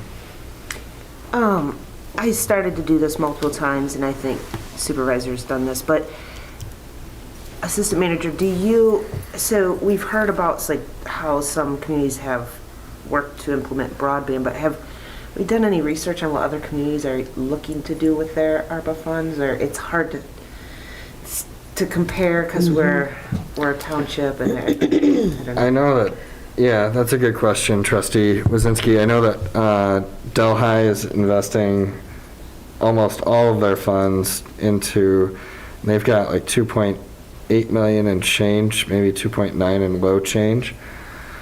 They're looking to invest the lion's share of theirs in water and sewer and keep their costs low. That's probably the lowest hanging fruit for people. I will say I like the pathway connections to the extent that we can get match funding and take some of the big ticket items off. And if there's gaps, we can fill gaps too. Like if you look at Grand River, there's some gaps with that north-south consumers easement. We could fill in a few gaps there too as part of the same project scope, but COVID did expose for gaps in our system. I wouldn't say it exposed gaps. It made residents very cognizant of gaps in our system because they got out and they used the system a lot more, and so now people are very cognizant of where the failings of it are, and it's costly to piece it in. And out of all of our millages, the pathway millage is probably the most efficient. It's 0.33 mils rolled back, however much it's been rolled back since we passed it in 2016, I believe. With water and sewer, so you say it keeps our water rates down, and I assume that's because we're giving more maintenance at a more regular. Yeah. How would that work, being that we're East Lansing Meridian water and sewer? Is that something we would share with East Lansing, or So all of our mains we maintain on our own. would be our mains Yeah. within the? So we have a different, water utility billing rate. We set our own rate. The water, the water treatment plant is managed by the authority, and then there's cost sharing based on the water usage of each community. I'm gonna have to actually learn what all goes into the formulation, but it was in our packet last month. But all of our water mains and sewer mains are our responsibility. And predominantly our water rates need to go up to cover capital outlay for the treatment plants and the authority, and we cost share that with East Lansing, but also maintenance of our system specifically. There are about 24 wells, I believe, spread around the two communities. And are we responsible for the dozen or so that are likely in our region, or is that part of the authority? Do you know that answer? Who maintains the individual or the separate wells? The wells that are part of the authority? Yeah. The authority does that. So yeah, we might have a project on Okemos Road this year even. It'll depend on the bids and a few other factors, but yeah, the wells that draw the water to the treatment plant are maintained by the authority. Okay. So outgoing water from the authority and from the treatment plant into our distribution lines are our responsibility. Okay, as well as the lift stations, those are our The lift responsibilities stations, as well. yep. Yep. Anything that's distributing the water supply or the sewer supply is ours, the wells are the authorities. Do you have an inventory on, I'm sure you do. I'm sure it's in your This has become office a waiting for very you. informal conversation. I'm but- sorry. I'm so sorry, But Supervisor. go ahead. Do we have an inventory on the condition of our sewer system? Do we know there's a need? Yeah, when we did the SAW grant, we did do a lot of scoping, and we know what the needs are, and we know what maintenance needs to occur on the lift station. So if you wanted, I know Giannis has a running list of everything that we could do, as does our superintendent of DPW, and I could bring a list back at the next meeting. It's investing in the water and sewer mains isn't the most shiny object out there, right? And it takes explaining, right? Like, because you're explaining why utility bills didn't go up. You're explaining why something didn't happen. Winston Churchill has a quote out there somewhere about that. Whereas a pathway, you can say, look, we built this, and it's not underground, and everyone can see it. Yeah, we have an endless list of things that we could check off, and we would not increase. Otherwise, what we will do is we will slowly and steadily increase water rates, and we will slowly replace the lift stations, replace and service mains, et cetera. So the same work will occur. It'll probably occur over 10 or 12 years instead of the next 4 years. Utility rates will, we won't see inflation. One way to prove what would happen is you could show inflation over this next 10 years and then our water rates. And that's where the proof would be. And those lower rates help people like Mr. Filipich, who's deciding to make a decision about staying in Meridian Township. He moves over a Clinton County line, he's going to save a ton on county taxes alone, not to mention local taxes, but he's staying here. I'm not saying those water and sewer rates that did it for him, but it certainly helps that while we're maybe the third highest taxing rate, we are the lowest water and sewer. And we have, for the best quality water at the same time. So it is a competitive advantage. And when you tax as much as we tax for all kinds of important extra services, like our pathway millage, it helps to have other advantages like exceptionally low water and sewer rates. Luann's got her 5-year, or Director Maisner has her 5-year plan as well, which the board just adopted through the Parks Master Plan. So I think every department already has a running tally of projects. They just haven't engineered the projects, and they haven't written RFPs for them because no one's working 4 years ahead. So that's where we need to finalize a list here, hopefully in May, or really refine a list in May and set the course, and I'll get some more information, and maybe we'll have another discussion item before then, see what I can find out from the county and some of our broadband providers. Let me kind of sum up what's happening here. So we have this long-range view of figuring out how to smartly spend the ARPA money. And we haven't had any conversations about that, one, or two, how we're going to decide. What I think has happened here is that engineering and public works, under both Mr. Perry and Mr. Opsimer, have begun to show us some of the ways we can use the money for that kind of infrastructure. They're not at this point suggesting that those are their priorities, but they're suggesting, one, the kinds of things we should be looking at and the ways in which we should make our decision, like the idea of of leveraging the ARPA money as matching funds for big projects. Okay, so you are not taking or have not been given leadership of this ARPA development program, right? It's going to be a joint effort between a lot of different department heads, and then we have our new director of project management and operations, which is going to have, it won't be a management of staff position. It'll be more similar to Director Clark, but broader purview. So we've got our contract with Brightline for IT, and there's a lot of work that goes into that. We've got ARP funding, and so the new director is going to work on a whole host of things, from ARP to IT to updating our personnel manual, et cetera. So it's going to be a collaboration between, probably at the staff level, our new director of project management and operations, myself, Director Maisner, and the project-oriented directors that do capital outlay. Okay, so. And then all the directors have been asked to provide some ideas, and if the board has ideas, let's put it all on paper and bring it to the table on March 4th and compare what we think, look at the list and what the estimated cost is, what the estimated match is, and look at how we can do this, because On March the 4th?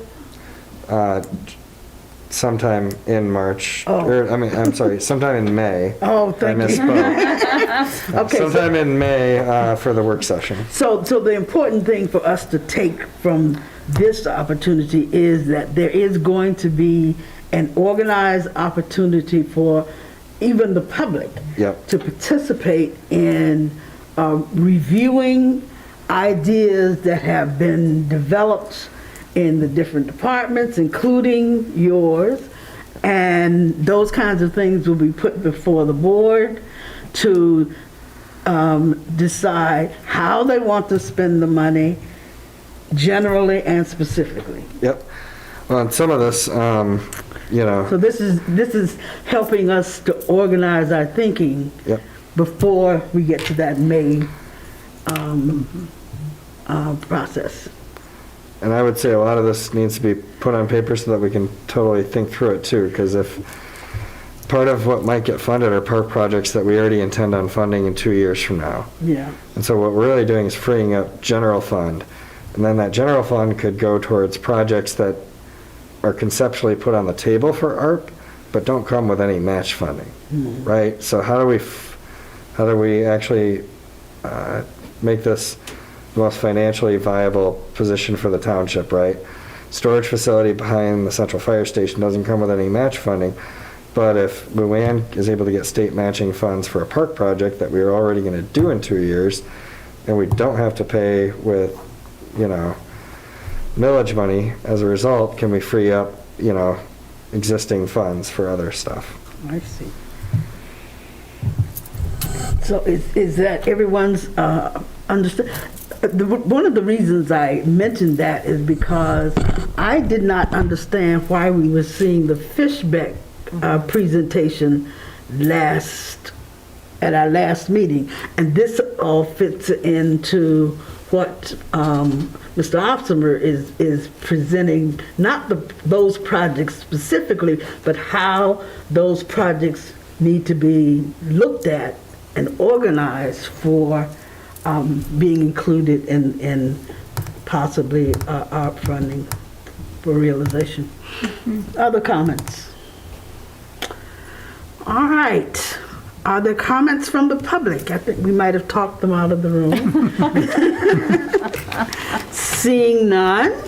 Are there other matters and board member comments? One quick comment. I failed to mention that we did have a meeting, a road bond funding meeting, which Assistant Manager Opsimer was part of, and you were there as well, Supervisor? I don't know. I don't think you were at that meeting. With our bond counsel to talk about that process. We'll be issuing bonds again in October for the next 3 years. To recap, we've still got $4 million from the first round of bonds that we spent this summer on the road plans that we've announced, and Deputy Assistant Manager Opsner is working to get those to contract as soon as we can to get our road builders under contract. But we're going to be issuing new bonds in October again. We are working with that bond council to get our bond rating up to AAA. Right now we're AA plus. We want to be at AAA. Rates are a little volatile. They're going up right now. Of course, the war in Ukraine isn't helping the matters at all. Hopefully that will be settled down by October for the world's sake and the Ukrainian sake, but certainly our bond as well. But we've already had those initial meetings. All of this discussion tonight about capital outlays and funding, for our pre-funding some of our water and sewer debt, it helps to that, because they look at all that when they look at our financial situation. They also look at the larger debt of other schools and communities. So anyway, those discussions are underway so that when we're ready to purchase these bonds in October, we'll get the best bond rate we can for the next round. That's all. Okay. Any other final remarks? Then I'll entertain a motion to adjourn. So moved. Support. All in favor? Aye. Opposed? Chair votes yes. We are adjourned.